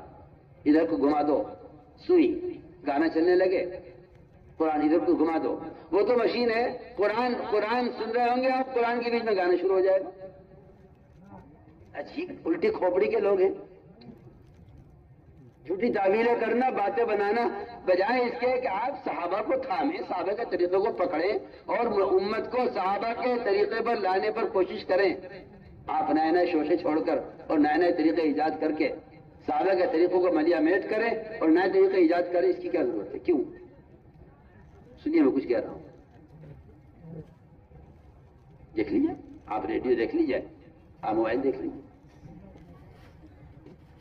ایک اسٹیشن پر بعض مرتبہ جیسے لوگوں نے بتایا کہ جی کچھ کا کچھ آ جاتا ہے. یہ تو ہوا چل رہی ہے، ادھر کی ہوا ہو گئی، قرآن کی آواز آنے لگی، ادھر کی ہوا چل گئی، گانے کی آواز آنے لگی. سن لو، میں تو آپ سے کھل کر کہہ رہا ہوں.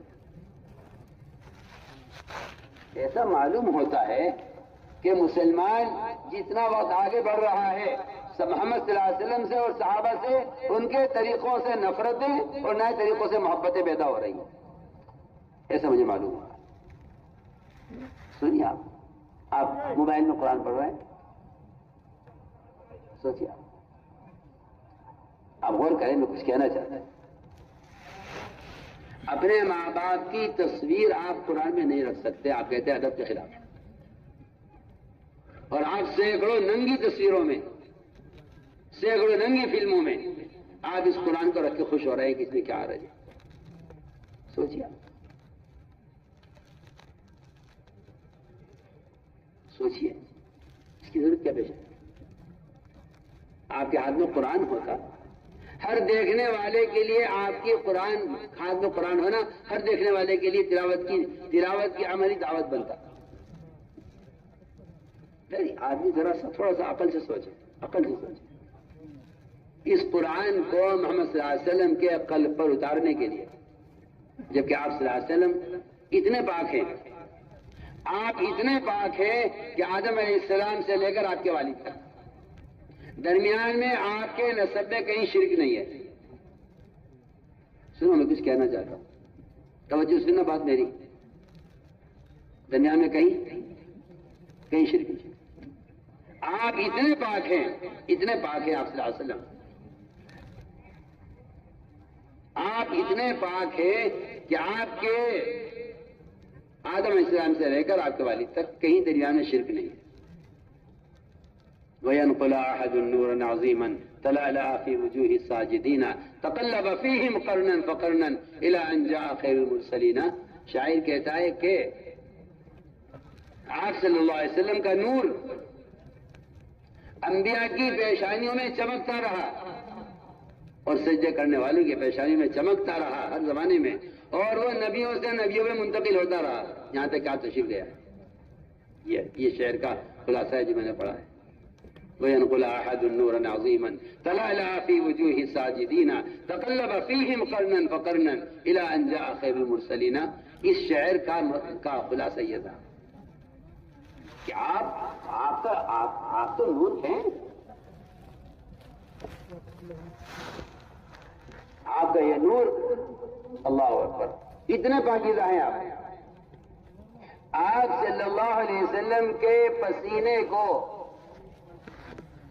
آپ سو رہے تھے، ام ایمن یا کسی کوئی عورت تھی، انہوں نے آپ کے پسینے کو جو آپ کے بدن سے بہ رہا تھا اس کو بوتل میں جمع کرنے لگی. آپ کی آنکھوں نے کیا کر رہے ہیں کہ حضرت آپ کے بدن سے جو پسینہ بہ رہا ہے میں اسے بوتل میں جمع کروں، کیا کرو گی اسے؟ کہنے لگی آپ کے پسینے سے ہم 2 کام کرتے ہیں. آپ کے پسینے سے ہم 2 کام کرتے ہیں. پہلا کام تو یہ ہے، کوئی کیسا بھی بیمار ہو، کیسا بھی کوئی خطرناک حالت میں ہو، ہم 1 قطرہ پسینے کا آپ کے اس کے حلق میں ڈال دیتے ہیں، وہ صحتیاب ہو جاتا ہے. اور دوسرا مقصد ہمیں آپ کے پسینے سے، اصل میں آپ کے پسینے سے عطر تیار کرتے ہیں. سنیے آپ صلی اللہ علیہ وسلم کا پسینہ، آپ کے پسینے میں عطر تیار کرتے ہیں. اتنی خوشبو ہے پسینے میں آپ صلی اللہ علیہ وسلم کے کہ آپ کے پسینے سے خوشبو تیار کی جاتی ہے، ہم اس سے عطر بناتے ہیں. سنیے آپ، جس کا پسینہ اتنا پاکیزہ، جس کا پیشاب ایسا ہو کہ آپ نے پیشاب رکھا کر کے ایک پیالے میں، صحابی اس کو پی گئے اس خیال سے کہ شاید پانی رکھا ہوا ہے. پیشاب کی بو ہوتی ہے پیشاب کا کے اندر، اس کا ذائقہ ہی اور اس کی خوشبو ہی بتا رہی ہے کہ یہ پیشاب ہے. لیکن آپ صلی اللہ علیہ وسلم کے پیشاب صحابی نے پیا، ان کو اس بات کا احساس بھی نہیں ہوا کہ یہ پیشاب ہے.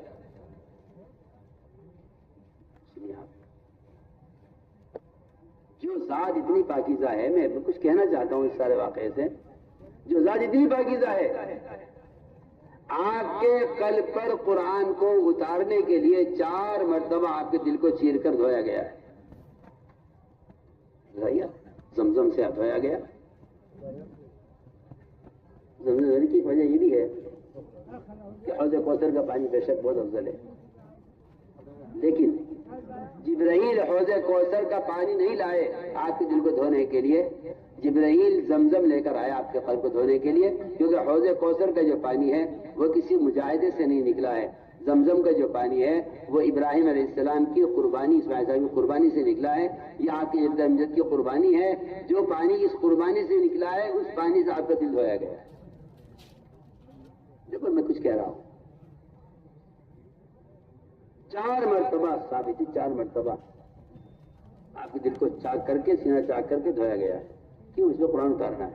سوچیے آپ، غور کیجیے، میں کچھ کہہ رہا ہوں. جس محمد صلی اللہ علیہ وسلم کے قلب کو 4 مرتبہ دھویا گیا ہے، اس میں قرآن اتارنے کے لیے آپ نے اس قرآن کو موبائل میں اتار لیا. سوچیے آپ کی عقل کیا کہتی ہے. چھوڑیے آپ مسائل بعد میں معلوم کرنا کسی سے، اپنے دل سے فتویٰ لیجیے نا، آپ کا دل کیا کہتا ہے. سوچیے آپ، جس قرآن کو نبی کے دل پر اتارنے کے لیے اتنے پاکیزہ دل کو بھی 4 مرتبہ دھویا گیا ہے قرآن اتارنے کے لیے اس کے اندر، آپ اس کو موبائل میں اتار کے بڑے خوش ہیں. اسی میں فلمیں آ رہی ہیں، اسی میں ننگی تصویر آ رہی ہیں، اسی میں قرآن ہے. ایک صاحب نے تو مجھے مجھ سے کہا جی دیکھ لیجیے، آپ لوگ انکار کرتے ہیں آپ کی بات کا، آپ خود دیکھ لیجیے. اسے دکھایا آدھے اسکرین پر سورہ فاتحہ ہے، آدھے اسکرین پر ایک ننگی عورت کی تصویر ہے. بتائیے آپ پڑھ رہے ہیں قرآن، کیا آ رہا ہے جی اس میں؟ بتائیے آپ. جب ذکر تبتل چاہتا ہے کہ آپ نماز پڑھنے میں بیت اللہ کے سامنے کھڑے ہو کر بھی بیت اللہ سے کٹ کر اللہ کے دھیان سے نماز پڑھیں، تو بتائیے جب قرآن افضل ذکر ہے تو کیا اس میں موبائل سے کٹنے کا کیا حکم ہوگا؟ سوچیے آپ. بس اسم ربک، اللہ کا نام جب آپ لیں، جب آپ ذکر کریں تو اللہ کے غیر سے کٹ جائے بری طرح. میں کہتا ہوں، آپ سے سوال کرتا ہوں، میں آپ سے سوال کر رہا ہوں، جب ذکر کرنے میں بیوی سے بچوں سے کٹنے کا حکم ہے تو بتائیے تو صحیح قرآن کے پڑھنے میں اس گندے آلے سے کٹنے کا کیا حکم ہوگا؟ سوچیے آپ. پتہ نہیں کیوں آئی ہے دماغ میں، یہ عقل میں کیوں آئی آپ کے؟ اور آپ اس پر مصر ہیں کہ آپ کہتے ہیں کوئی حرج نہیں. اس میں میری بات توجہ طلب ہے بہت. آپ قرآن پڑھ رہے ہیں، بیوی سے، بچوں سے، سب سے آپ کو کٹ جانا چاہیے اللہ کا کلام پڑھنے کے دوران. کہ جب عام ذکر میں اللہ کے غیر سے کٹنے کا حکم ہے تو جو ذکر اللہ کی ذات سے نکلا ہے قرآن، اس میں اللہ کے غیر سے کٹنے کا کیا حکم ہوگا؟ پھر آپ نے قرآن کی تلاوت کو ایک ایسے آلے سے جس میں غفلت ہی غفلت ہے، جس میں گناہ ہی گناہ بھرے ہوئے ہیں، اسے آپ نے جوڑ لیا اور لے کے بیٹھے ہوئے آپ، اور ہم ماننے کو تیار نہیں ہے، اور آپ کے پاس دلائل ہے۔ میں کہتا ہوں پوچھر دلائل ہیں، خامخواہ کی فضول کی بات ہے۔ قادسیہ کی جنگ میں صحابہ نے قرآن ساتھ رکھا ہوا تھا، اس قرآن پر اللہ نے مدد کی اور فتح دیے صحابہ کو۔ میں آپ سب سے کہتا ہوں، حلف دے کر کہتا ہوں، آپ سے عہد لے کر کہتا ہوں کہ اللہ کے لیے اس کی کوئی ضرورت نہیں ہے۔ آپ سفر میں ہو، ٹرین میں ہو، بس میں ہو، قرآن ہاتھ میں لیجیے، قرآن کھول کر دیکھ کر پڑھیے۔ ہر دیکھنے والے کے لیے آپ کی قرآن کی تلاوت کا اجر بڑھتے چلا جائے گا، ہر دیکھنے والے کے عمل کا اجر آپ کو ملے گا۔ اگر کسی نے آپ کو قرآن ہاتھ میں دیکھ کر ارادہ بھی کر لیا تلاوت کا، مگر تلاوت کی نہیں، مگر ارادہ بھی کر لیا، اس کے ارادے کا بھی آپ کو اجر ملے گا۔ سمجھ آ گئی بات؟ کرو گے تمام اس طرح میں کہہ رہا ہوں۔ اس لیے یہ سب قرآن کی بے ادبی کے اور قرآن کی بے حرمتی کے نئے نئے طریقے ایجاد ہو رہے ہیں، ہمیں کسی نئے طریقے کی ہمیں ضرورت نہیں ہے۔ عامر شعبی کہتے ہیں جو طریقہ تمہیں صحابہ کے بعد والوں سے ملے اسے نفرت کے ساتھ چھوڑ دو۔ کہیں کے ساتھ نفرت کے ساتھ چھوڑ دو اس کام کو جو تمہیں صحابہ کے بعد والوں سے ملے، یہ عامر شعبی کا بات ہے۔ اس لیے میں نے تاکید سے عرض کر دیا ہے کہ قرآن کی تلاوت کا خوب اہتمام کیا جائے۔ ابو بکر صدیق فرماتے رضی اللہ تعالیٰ عنہ، اس راستے میں نکل کر دو کام تم زیادہ کرو گے تو اللہ کی مدد تمہارے ساتھ ہوگی، ایک قرآن کی تلاوت، دوسرے رات کا قیام، تہجد، اور سب سے بہترین موقع تلاوت کا یہ ہے کہ ہم صبح صادق سے پہلے، اذان سے پہلے قرآن کھول کر دیکھ کر پڑھیں۔ قرآن کسی دیکھ کر پڑھنا، حدیث قرآن میں آتا ہے ان قرآن الفجر کان مشہودا، اس وقت کا قرآن پڑھنا اللہ تعالیٰ کے یہاں بطور خاص پیش کیا جاتا ہے۔ اس لیے ہم اس میں قرآن کی تلاوت کا اس وقت اہتمام کریں۔ چند آیتیں بھی آپ نے دیکھ کے پڑھ لی اس وقت، کہ اس وقت کا مطلب یہ ہے کہ یا تو یہ اللہ کے یہاں خاص طور پر پیش کیا جائے گا۔ بعض مفسرین نے کہا ہے کہ اس کا مطلب یہ ہے کہ فرشتوں کی دونوں جماعتیں موجود ہوتی ہیں، صبح کی بھی شام کی۔ تہجد کا وقت ہو رہا ہے، اب صبح ہونے والی ہے، صبح کی جماعت آ گئی ہے فرشتوں کی، رات کی جماعت ابھی واپس نہیں گئی ہے۔ آپ نے عمل ایک کیا، ڈبل لکھا گیا ہے، رات کی جماعت صبح کی جماعت دونوں اس کو لکھ لیتے ہیں۔ اس وقت کا قرآن پڑھنا ہمارے یہاں فرماتے تھے، میں نے سارے بزرگوں کو اوراد و وظائف کر کے دیکھے کون سے وظیفے میں، کون سے ذکر میں اللہ کا قرب زیادہ ہے، لیکن سب سے زیادہ میں نے اللہ کا قرب محسوس کیا ہے تو وہ صبح صادق سے پہلے قرآن کو دیکھ کر پڑھنے محسوس کیا ہے۔ اس لیے اس کا اہتمام کیا جائے، اس کا اہتمام کیا جائے۔ دوسری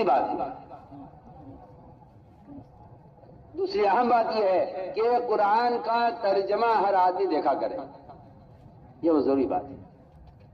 یہ انگلش اور یہ انگریزی اور یہ وکالت اور یہ ساری جہالت کے فنون، ان کو آدمی سمجھ کر پڑھتا ہے۔ انگریزی اخبار مل جائے کسی کو، وکیل کچھ لکھ کے دے دے آپ کو، آپ اس وکیل کے پرچے کو لے کے جائیں گے انگریزی جاننے والے کے پاس کہ جی آپ بتا دو اس میں لکھا کیا ہے، میری زمین کا مقدمہ چل رہا ہے، وکیل نے لکھ کر دیا ہے، کیا مطلب ہے اس کا؟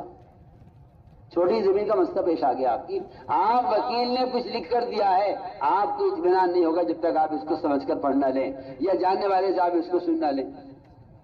سوچیے آپ، اللہ آپ سے مخاطب ہے، اے ایمان والو، اے ایمان والو، اے ایمان والو، اور ایمان والوں کا کہنا یہ ہے کہ انگریزی اخبار جھوٹا، وہ تو سمجھ کے پڑھ لیں گے لیکن قرآن کو سمجھ کے پڑھنے کی کوئی ضرورت نہیں ہے۔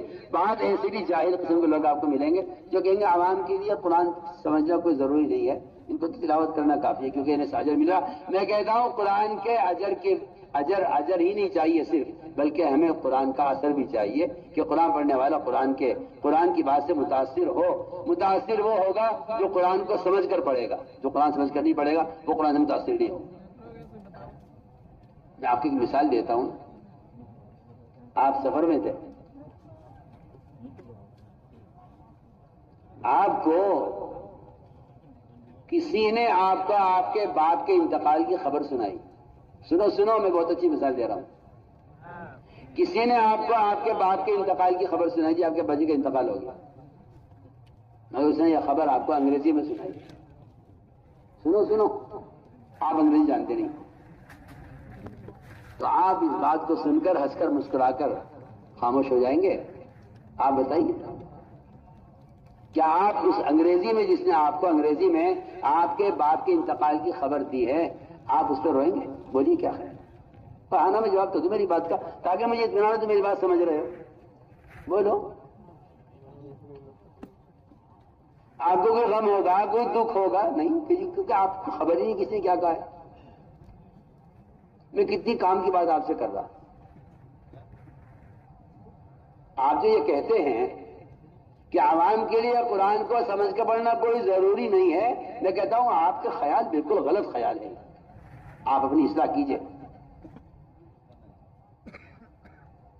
میں اس کی مثال آپ کو دے رہا ہوں کہ آپ کو کوئی انگریزی میں یہ کہہ رہا ہے کہ آپ کے باپ کا انتقال ہو گیا، آپ کی بیوی کا انتقال ہو گیا، آپ کو خبر نہیں اس نے کیا بولا ہے، آپ ہنس کے خاموش ہو جائیں گے. کیوں؟ آپ نے اثر کیوں نہیں لیا اس کی بات کا؟ اتنی اہم خبر اس نے سنائی ہے، آپ کہہ گئے مجھے تو پتہ ہی نہیں کیا کہا ہے. اگر اسی بات کا ترجمہ کر دیا جائے آپ کے سامنے کہ یہ انگریزی میں یہ کہہ رہا ہے کہ آپ کے ابا کا انتقال ہو گیا، بتائیے آپ کی کیا کیفیت ہوگی؟ سوچیے. میں تو آپ کو آسان مثال دے رہا ہوں. یہی ہے قرآن کو سمجھ کو نہ اور بغیر سمجھے پڑھنے کی مثال یہی ہے. قرآن میں وعیدیں ہیں، قرآن میں عذاب کی دھمکیاں ہیں، قرآن میں وعدے ہیں، قرآن میں اللہ تعالیٰ سے بشارتیں ہیں. اگر آپ ان کو سمجھ کر نہیں پڑھیں گے تو آپ اللہ کے کلام سے متاثر نہیں ہوں گے. اللہ کیا کلام کو نہیں خبر. اس لیے میرے دوستوں وہ تاکہ سے ماشاء اللہ بعض علماء نے بہت اچھے آسان ترجمے کیے ہیں قرآن کے. مولوی بلال ندوی کا قرآن کا، حسنی کا قرآن بہت مجھے آسان لگا ہے عوام کے لیے. تو کسی بھی کا بھی ترجمہ آپ ترجمہ ضرور رکھیں اپنے ساتھ اور دیکھیں کہ اللہ تعالیٰ کیا فرما رہا ہے، اللہ مجھ سے کیا کہہ رہا ہے. اللہ قرآن میں کافروں سے زیادہ ایمان والوں سے مخاطب ہیں، ایمان والوں کی طرف متوجہ ہیں، ایمان والوں سے بات کر رہے ہیں. ایمان والے کہہ رہے ہیں ہمیں کیا معلوم کیا کہہ رہے ہیں. کسی بیوقوفی کی سوچ ہے. انگریزی سمجھ کے پڑھتے ہیں، وکالت میں خوب سر پھوڑتے ہیں، تجارت خوب پڑھتے ہیں، بزنس بڑھنے ڈاکٹر بننے کے لیے امریکہ چلے جائیں گے، باہر کے ملکوں میں دھکے کھاویں گے. تو کہتے قرآن سمجھ کے پڑھ لو، تو کہ اس کا تو کوئی ضروری نہیں. عجیب پاگل پن کی سوچ ہے. حضرت علی فرماتے رضی اللہ تعالیٰ عنہ، جو آدمی قرآن سمجھ کر نہیں پڑھ رہا ہے، قرآن کو سمجھ کر نہ پڑھنے میں کوئی خیر نہیں ہے. حضرت علی کا قول ہے، قرآن کو بغیر سمجھے پڑھنے میں کوئی خیر نہیں ہے. حضرت علی کا قول ہے. آج سے طے کر لو انشاءاللہ. ہم نے طے کر لیا ہم روزانہ جتنی تلاوت کریں گے اتنی تلاوت کا ترجمہ پڑھیں گے اللہ کیا کہہ رہا ہے. پتہ تو چلے آپ کو اللہ آپ سے مخاطب ہے. اس طرح میرے دوستوں ہمیں قرآن کی تلاوت کا، اس کے ترجمہ کا اہتمام کرنا ہے. اگر ہم عبادات کے ذریعے اپنے اللہ کے درمیان کے تعلقات کو ٹھیک کر لیں، جتنا فسادات مسلمانوں میں جھگڑے فریزیاں یہ جو کچھ بھی ہو رہا ہے یہ سب کا سب اس لیے ہے کہ میں اللہ سے بگڑا ہوا ہوں، میں نے اللہ سے بگاڑی ہوئی ہے. جو آدمی اپنے اللہ کے درمیان کے معاملات کو بگاڑے گا اس کے مخلوق کے درمیان فسادات ہوں گے، جھگڑے ہوں گے.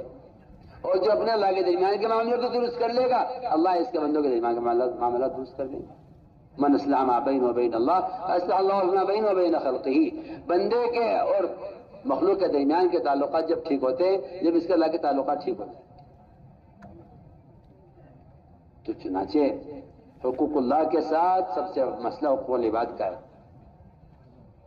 اللہ اپنے حق کے لیے جائیں گے معاف کر دیں گے، لیکن بندہ اگر بندوں کے حقوق مار کر گیا ہے، اس کی زمین قبضائی، اس کی دکان ہتھیائی، اس کے پیسے مار لیے، اس کے ساتھ خیانت کر لی، اس کی زمین دبا لی، یہ وہ عابد ہے، یہ حاجی صاحب ہیں، اور یہ وہ آدمی ہے جس نے بڑے عمرے کیے ہیں، بڑے قرآن ختم کیے ہیں، یہ بڑا نمازی تھا اور یہ بڑا عبادت گزار تھا، لیکن اس کو چانٹا مار دیا، اس کو ڈانٹ دیا، اس کو ذلیل کر دیا.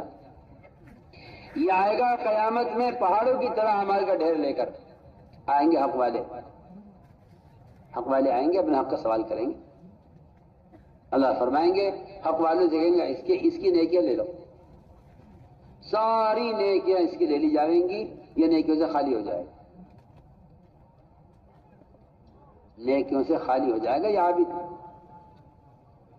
آج کل لوگوں کا خیال یہ ہے کہ جی میں تو بہت ان سے بہت اچھا ہوں، کیونکہ تو نماز پڑھتی ہوں، میں تو نماز پڑھتا ہوں۔ تو نماز پڑھتا ہے مگر تو نے اگر بے نمازی کا حق مارا ہے تو تیری یہ نمازیں حق والے لے جائیں گے قیامت میں۔ وہاں تو بے نمازی ہوگا یہ وہاں تو بے نمازی ہوگا یہ نمازی ہو جائے گا۔ سنو میں کیا کہہ رہا ہوں، جو مسلمان کا حق مارے گا دنیا میں وہ آخرت میں نماز سے خالی ہو جائے گا۔ لیکن آج کل جن لوگوں کی نظر اپنی عبادات پر ہے کہ جی میں تو بہت تہجد پڑھتا ہوں، میں تو بڑی تلاوت کرتا ہوں، آپ کو ایسے بزرگ ملیں گے کہ ان کی پیشانی پر تو سیاہ نشان ہوگا سجدے کا، مگر پڑوسی پریشان ہوگا ان سے۔ ان کے اللہ کے درمیان تو بڑا اچھے تعلقات ہیں، کیونکہ عبادات مستغنی کا حق ہے، اللہ کو عبادت کی ضرورت نہیں ہے، لیکن مخلوق محتاج ہے، مخلوق کو آپ نے اس کا حق مارا ہوا ہے، آپ کی اسے اپنا حق چاہیے۔ اللہ تعالیٰ کو مخلوق کی عبادت کی ضرورت نہیں ہے، مگر مخلوق کو اپنے حقوق کی ضرورت ہے۔ آپ ایک زمین قبضہ بیٹھے ہیں، کسی سے قرض لے کر اس کے واپس نہیں کر رہے ہیں، یہ ساری اللہ اکبر بعض روایتیں ایسی عجیب و غریب ہیں۔ آپ نے فرمایا آپ اس طرح دیکھنے لگے حیران ہو کر آسمان کی طرف، بہت حیران آسمان کی طرف دیکھنے لگے آپ سے صحابہ دیکھ رہے کیا ہو رہا ہے، آپ نے کہا اللہ اکبر یہ کیا اتر رہا ہے، اللہ اکبر یہ کیا اتر رہا ہے۔ صحابہ نے کہا کیا اتر رہا ہے، ہمیں نظر نہیں آ رہا۔ فرمایا آج اللہ نے ایک عجیب بات اتاری ہے آسمان سے، اور یہ بات اتاری ہے اگر کوئی شخص اللہ کے راستے میں شہید کر دیا جائے، پھر زندہ کیا جائے، پھر شہید کیا جائے، پھر زندہ کیا جائے، فرمایا کہ اتنی فضیلت کے باوجود بھی اللہ کے اس کی مغفرت نہیں ہوگی جب تک اس کے ذمہ قرضہ ہے کسی کا، اس کے ذمہ کسی کا حق۔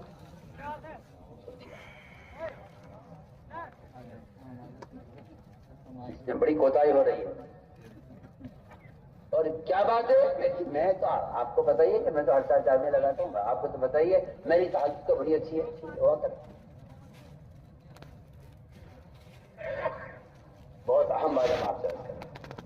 اگر آنکھ بند ہونے سے پہلے آپ نے یہ قرضہ ادا کر دیا، یہ حق کسی کا تھا آپ نے ادا کر دیا، تو آپ کی عبادتیں آخرت کے لیے محفوظ ہیں، اور اگر آپ کی آنکھ بند ہو گئی اور یہ آپ کے ذمہ رہ گیا تو پھر قیامت میں آپ کی ساری نیکیاں ہم پر لے جائیں گے، آپ نیکیوں سے خالی ہو جائیں گے۔ حق والے کے ہمارا حق ابھی باقی ہے، حق والے سے کہا جائے گا کہ تم اپنے گناہ اس پر ڈال دو، لو جی یہ عابد تو ان کے گناہ لے لے گا، اپنے نیکیاں حق والوں کو دے دے گا، پھر اس عابد کو جہنم میں ڈال دیا جائے گا۔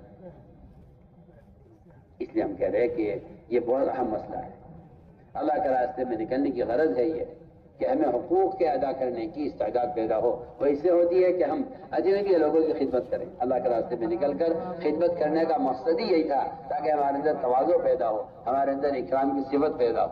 آپ صلی اللہ علیہ وسلم جماعت میں نکالا کرتے ہوئے صحابہ کو یہ کہہ کر کہ اجنبیوں کے ساتھ نکلو تاکہ تمہارے اندر تمہارے اخلاق اچھے ہو جائیں، کیونکہ مسلمان بٹا ہوا ہے نا، برادریوں میں، فرقوں میں، اہل حق کتنے فرقے ہو گئے، آپ کی جماعت کیا ہے، آپ کی جماعت کیا ہے، آپ کس طرف ہیں، آپ کس طرف ہیں، آپ اس طرف ہیں۔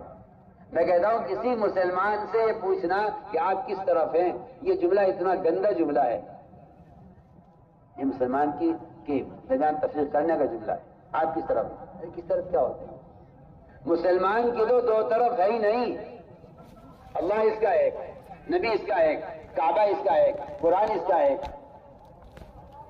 اس کو یہ سوال ہی مسلمان کے لیے محمل سوال ہے کہ آپ کس طرف، ہمارا کوئی طرف نہیں ہے، ہمارے یہاں کوئی دکھ رہا ہے، بیٹھ جاؤ نیچے خاموش ہو گئے، ادھر دیکھو ہماری طرف، تو شیطان ہے کوئی، ادھر کوئی نہ سنتے ہیں نہ سننے دیتے ہیں، انتظام والے، خاموش ہو کے بات سنو۔ تو میں نے عرض کیا کہ امت بٹی ہوئی ہے فرقوں میں، آپ کس مذہب کے ہیں، آپ کس خیال کے ہیں، آپ کس طرف ہے، ہمارا کوئی طرف نہیں۔ یہ سوال کرنا مسلمان کا، یہ سوال کرنا کسی مسلمان سے کہ آپ کدھر ہیں، آپ کس طرف کے ہیں، یہ امت کو ذبح کرنے کا جملہ ہے، ہمارا کوئی طرف نہیں، ہم سب کے ہیں، سب ہمارے ہیں۔ اس لیے ہمارے یہاں گشتوں میں، ملاقاتوں میں یہ تصور میں بھی مت لانا کہ میں جس سے بات کر رہا ہوں یہ کون ہے۔ اس کا مطلب یہ ہے کہ آپ کے دماغ میں تفریق ہے۔ اگر آپ کسی مسلمان کو کسی فرقے کا آدمی سمجھیں تو آپ کے دماغ میں تفریق ہے۔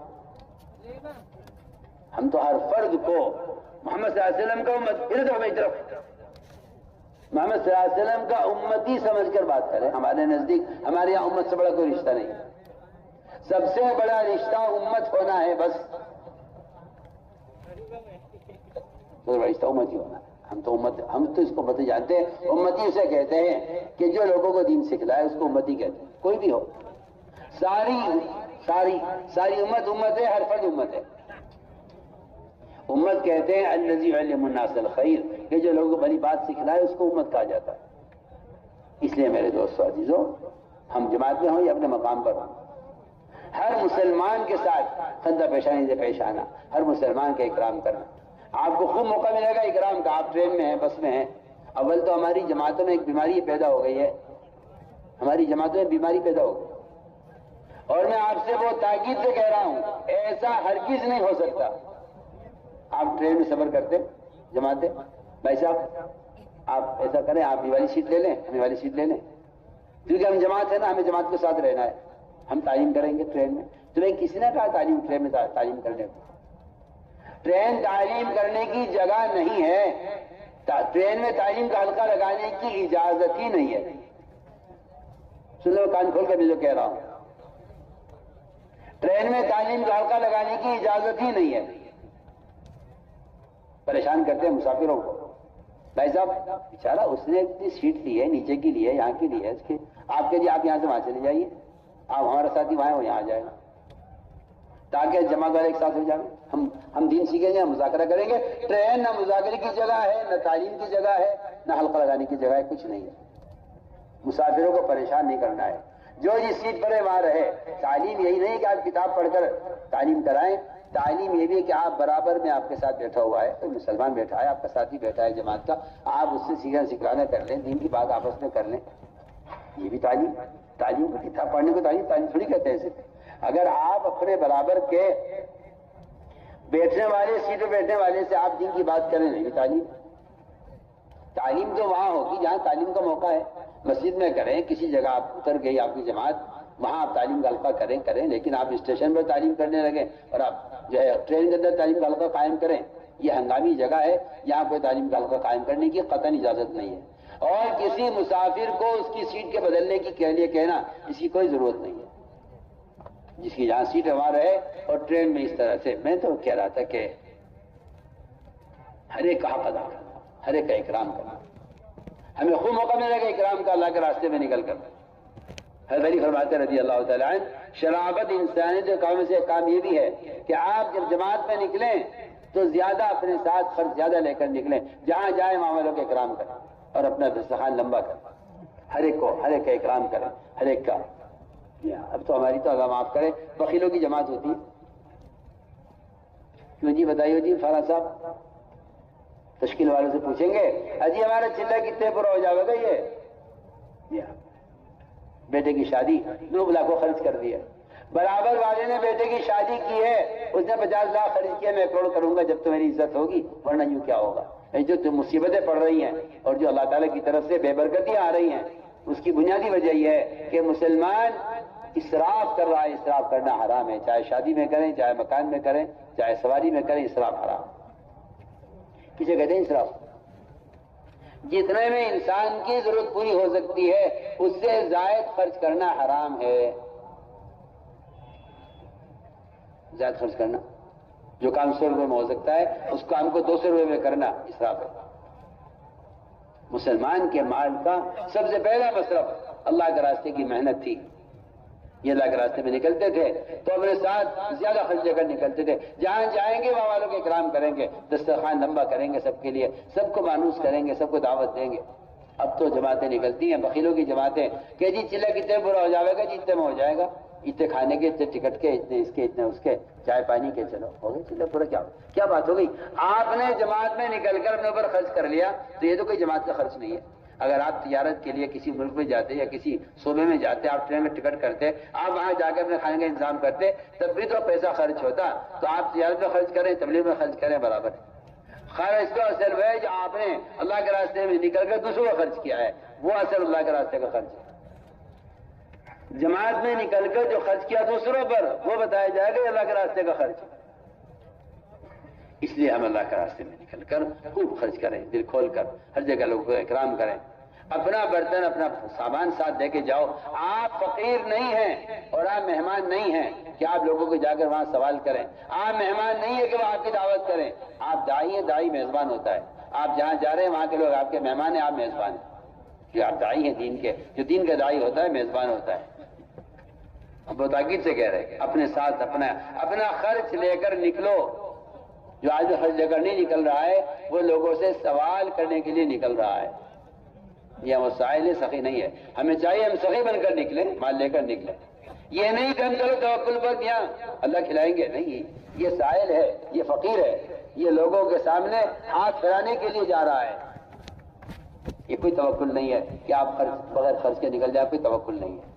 یہ تعقل ہے کہ آپ لوگوں سے مانگ مانگ کر کھائیں گے، اس لیے کہ آپ کے پاس ہے نہیں. آپ تو خرچ لے کر نکلیں، اور خرچ لے کر نکلنا بتانے کے لیے کہ مجھے کسی کی ضرورت نہیں ہے. اس طرح ہمیں اکرام کی مشق کرنی ہے. میرے دوستو عزیزو، یہ سارے کام اللہ کی رضا کے لیے ہوں، اخلاص کے ساتھ. اس کے علاوہ ہماری کوئی نیت کوئی غرض نہ ہو، یہ اصل بات ہے. لیکن جو عمل اللہ کے غیر کے لیے ہے وہ عمل جہنم میں لے جائے گا. قیامت میں اللہ تعالیٰ سب کے وجود دے کر فارغ ہو جائیں گے تو کچھ لوگ آئیں گے، اللہ ہم رہ گئے اجر سے، ہمارے عمل کا اجر نہیں ملا. اللہ فرمائیں گے تم نے دنیا میں جن کے لیے عمل کیا ان سے جا کر بدلہ ہمارے پاس تمہاری ہمارے پاس کوئی بدلہ نہیں. میرے دوستو عزیزوں، سخی کو، شہید کو، عالم کو جہنم میں پہلے ڈالا جائے گا. ان سے آنکھ کو دہکایا جائے گا. یہ ہیں وہ سخی اور عالم اور شہید جنہوں نے علم حاصل کیا تھا عالم بننے کے لیے، علامہ کہلانے کے لیے، جنہوں نے سخاوت کی تھی اپنے آپ کو سخی کہلانے کے لیے، جنہیں اللہ کے راستے میں جان دی اپنے آپ کو کہ میرا نام لکھا جائے، وہاں کتبہ لگے میری قبر پر، اس میں لکھا جائے شہید اسلام، کہ تو نے اپنے آپ کو شہید کہلانے کے لیے شہادت پیش کی ہے. لہٰذا ان تینوں کو جہنم میں ڈال دیا. ابو رضی اللہ تعالیٰ عنہ اس حدیث کو بیان کرتے ہوئے اتنا روتے تھے کہ لوگ سمجھتے تھے کہ شاید یہ بچیں گے نہیں. اس طرح میں نے عرض کیا کہ ہمیں اخلاص کے ساتھ، اخلاص کیا ہے؟ اچھا بتاؤ، بہت اہم بات. بعض لوگ اخلاص سمجھتے ہیں عمل کے چھپانے کو. بعض لوگ کہتے ہیں عمل کو ظاہر کرنا ریا ہے، عمل کو چھپانا اخلاص ہے. حالانکہ عمل کو چھپانا کوئی اخلاص نہیں ہے. عمل کو کھول کر کرنا لوگوں کے سامنے، لوگوں کو دکھلانے کے لیے عمل کرنا بھی ریا نہیں ہے. سنو میں کیا کہہ رہا ہوں. لوگوں کو دکھلانے کے لیے عمل کرنا ریا نہیں ہے، اور لوگوں سے عمل کو چھپانا یہ کوئی اخلاص نہیں. ایک صاحب نے روزہ رکھ لیا، نفل روزہ، پیر کا جمعرات کا روزہ رکھتے تھے. وہ دوپہر کے 2 بج رہے، گرمی پڑ رہی، بھوک لگ رہی، روزہ ہے. کچھ لوگ کھانا کھا رہے تھے، ٹھنڈا پانی رکھا ہوا تھا کہ بھائی آ جاؤ ٹھنڈا پانی ہے، کھانا ہے. کہ بس جی بسم اللہ کرو، بھائی آ جاؤ کھا لو، کیوں انکار کر رہے ہو دعوت سے؟ کہ نہیں جی آپ کھاؤ. بھائی آ جاؤ، کیا بات ہے؟ عجیب، بس خواہش نہیں ہے. جھوٹ بول رہا ہے. جھوٹ بولنا حرام ہے. سنیے تو میں کیا بول رہا ہوں. شیطان نے آپ سے جھوٹ بلوا دیا اس چکر میں کہ اگر میں نے کہہ دیا میرا روزہ ہے تو روزہ تو ختم ہو جائے گا کیونکہ اخلاص جاتا رہے گا. کس نے کہہ دیا آپ سے یہ؟ اگر آج یہ کہہ دیں میرا روزہ ہے تو یہ تو آپ کا یہ کہنا میرا روزہ ہے یہ تو دعوت ہے. یہ دعوت ہے یا ریا ہے؟ بتاؤ. سنو میں سامنے کیا کہہ رہا ہوں، دعوت ہے. شیطان بڑا دھاگ ہے، وہ اخلاص کے چکر میں تمہیں کونے میں لے جا کے چھپا دے گا. یہاں کرو ذکر کمرے میں کونے میں بیٹھ کے، ورنہ لوگ تمہیں ریاکار کہیں گے. کہ اتنا دھاگ ہے شیطان کہ یہ سمجھے گا واہ واہ واہ واہ اسے صحیح مشورہ دے رہا ہے مجھے. حالانکہ شیطان ہے جو تمہیں کونے میں بٹھا دے گا تسبیح دے کر کہ اگر تم نے ذکر کیا لوگوں کے سامنے تو تمہارا اخلاص تو ختم ہو جائے گا، لوگ کہیں گے ریاکار ہے. میرے دوستوں عزیزوں، لوگوں کو دکھانے کے لیے عمل کرنا سنت ہے. کیا ہے؟ سنت. لوگوں کو دکھانے کے لیے عمل کرنا سنت ہے. یا آپ سے کسی نے کہہ دیا کہ یہ ریا ہے. اگر آپ لوگوں کو دکھانے کے لیے عمل کر رہے ہیں تو آپ کو اتنا اجر ملے گا، اتنا اجر ملے گا جس کو آپ شمار نہیں کر سکتے. اگر آپ شکر عمل کر رہے ہیں اخلاص کے لیے ارادے سے تو آپ کو آپ کے ایک فرض کا اجر ملے گا، آپ کو آپ کے عمل کا اجر بس. اگر آپ دکھا کے عمل کر رہے ہیں لوگوں کو تو جتنے لوگ آپ کو دیکھ کر عمل کریں گے ان سب کا اجر آپ کو ملے گا. سنیے، شیطان تو اسلام کو مٹانے کے لیے کہہ رہا ہے کہ آپ تسبیح پڑھیں، تراہیمیں پڑھیں. اب تو ایک نیا طریقہ ایجاد ہوا ہے کہ وہ ہاتھ میں وہ پہن لیتے ہیں انگوٹھی سی، اس سے بٹن دباتے رہتے ہیں. میں صاحب نے کہا یہ کیا ہے؟ کہنے کہ یہ تسبیح ہے. میں کہا کیوں؟ جانے کہاں گئے جو سنت ہے. ایسے گدھے ہیں، ایسے احمق ہیں، انہیں جائز جائز چیزیں نظر آ رہی ہیں، یہ سنتوں سے اندھے ہوئے جا رہے ہیں.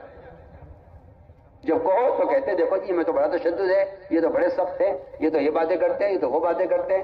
فلاں نے تو کہہ دیا کوئی حرج نہیں ہے، یہ کہتے ہیں کوئی حرج ہے. پاگل ہو گئے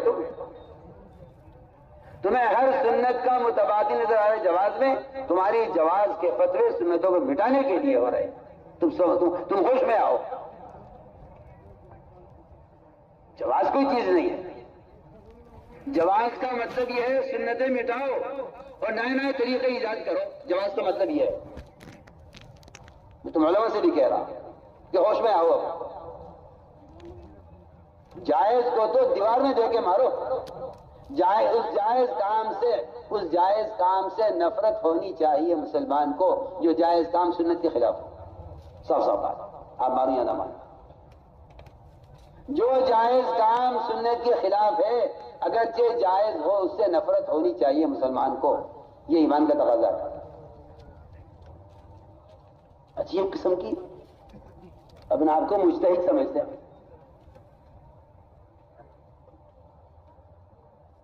حالانکہ سنت ہے یہ کہ گٹھلیوں پر یا دانوں پر پڑھا جائے. سنت ہے. آپ صلی اللہ علیہ وسلم نے ام ایمن کو گٹھلیوں پر آپ نے وظیفہ پڑھتے ہوئے دیکھا. آپ نے دیکھ کر اس کو انکار نہیں کیا، سنت ہو گیا. ابو ہریرہ نے ایک کاغے میں گرہیں باندھ رکھی تھی، وہ اس پر روزانہ 12,000 استغفار کرتے تھے. 12,000 روزانہ استغفار. 12,000 استغفار کرتے تھے. اور شمار کرنے کے لیے کاغے میں گرہیں لگا رکھی تھی، اس پر 12 استغفار کرتے. تو میں کہہ رہا تھا کہ عمل کو چھپا کر کرنا کوئی اخلاص نہیں. عمل کو لوگوں کو دکھانے کے لیے کرنا کوئی ریا نہیں. ریا یہ ہے کہ یا تو آپ مخلوق کو راضی کرنے کے لیے عمل کریں، یا آپ اس لیے عمل کر رہے ہیں لوگوں کو دکھانے کے لیے تاکہ میں عمل والا کہلایا جاؤں. نہیں، اپنے آپ کو عمل والا بتلانے کے لیے عمل کرنا ریا ہے. دوسروں کو عمل پر لانے کے لیے عمل کا دکھانا عین دعوت ہے، عملی دعوت ہے. اس لیے میرے دوستوں ہر کام ہمیں اپنی نیت کو درست رکھو. اخلاص کا تعلق نیت سے ہے. اگر آپ کی نیت اپنے آپ کو عمل والا بتانے کی ہے تو ریا ہے. اگر آپ کی نیت اپنے عمل کو ظاہر کرنا ہے لوگوں کو عمل لانے کے لیے تو دعوت ہے. اس طرح ہمیں ہر کام میں اپنی نیت کو درست رکھنا ہے. اگلی بات بنیادی ہے کہ لایانی سے اپنے آپ کو خود بچانا ہے. سب سے بڑا لایانی موبائل ہے جس نے معاشرے کو برباد کر دیا، علم کو برباد کر دیا، علماء کے وقار کو ختم کر دیا. لوگ سمجھتے ہیں کہ سہولت ہے. میں کہتا ہوں کوئی سہولت نہیں ہے. آپ کو آپ کے ہر عمل میں غفلت داخل کرنے کے لیے بنایا گیا ہے کہ آپ کا ہر عمل غفلت سے ساتھ ہو. اس کو جماعت میں لے کر جانے کی قطعاً کوئی گنجائش نہیں ہے. غلطی سے کوئی لے آیا ہے جو وہاں سے نکلنے والا بند کر کے امیروں کی ذمہ داری ہے کہ وہ اپنے کسی ساتھی کو پورے سفر میں اس کو استعمال نہ کرنے دیں، ورنہ اللہ تعالیٰ قیامت میں امیروں کی گردن ناپیں گے. سب سے پہلے امیروں سے سوال ہوگا. میں آپ سے کھل کر کہہ رہا ہوں اگر آپ کی جماعت کا کوئی ساتھی موبائل استعمال کرتا ہے سفر میں تو آپ یاد رکھیے کہ اللہ امیر کو پکڑیں گے. تو ساتھیوں تھا بیان عالم امیر حضرت جی مولانا سعد صاحب کا۔ اس بیان کے متعلق آپ کی جو بھی رائے ہو آپ اپنی رائے ہمارے ساتھ ضرور شیئر کریں۔ پھر ملیں گے اسی طرح اور کے نئے بیان اور کے نئے اپڈیٹ کے ساتھ۔ جب تک آپ حضرات اپنی دعاؤں میں ہمیں یاد رکھنا۔ اب آپ لوگ ہمیں دیں اجازت۔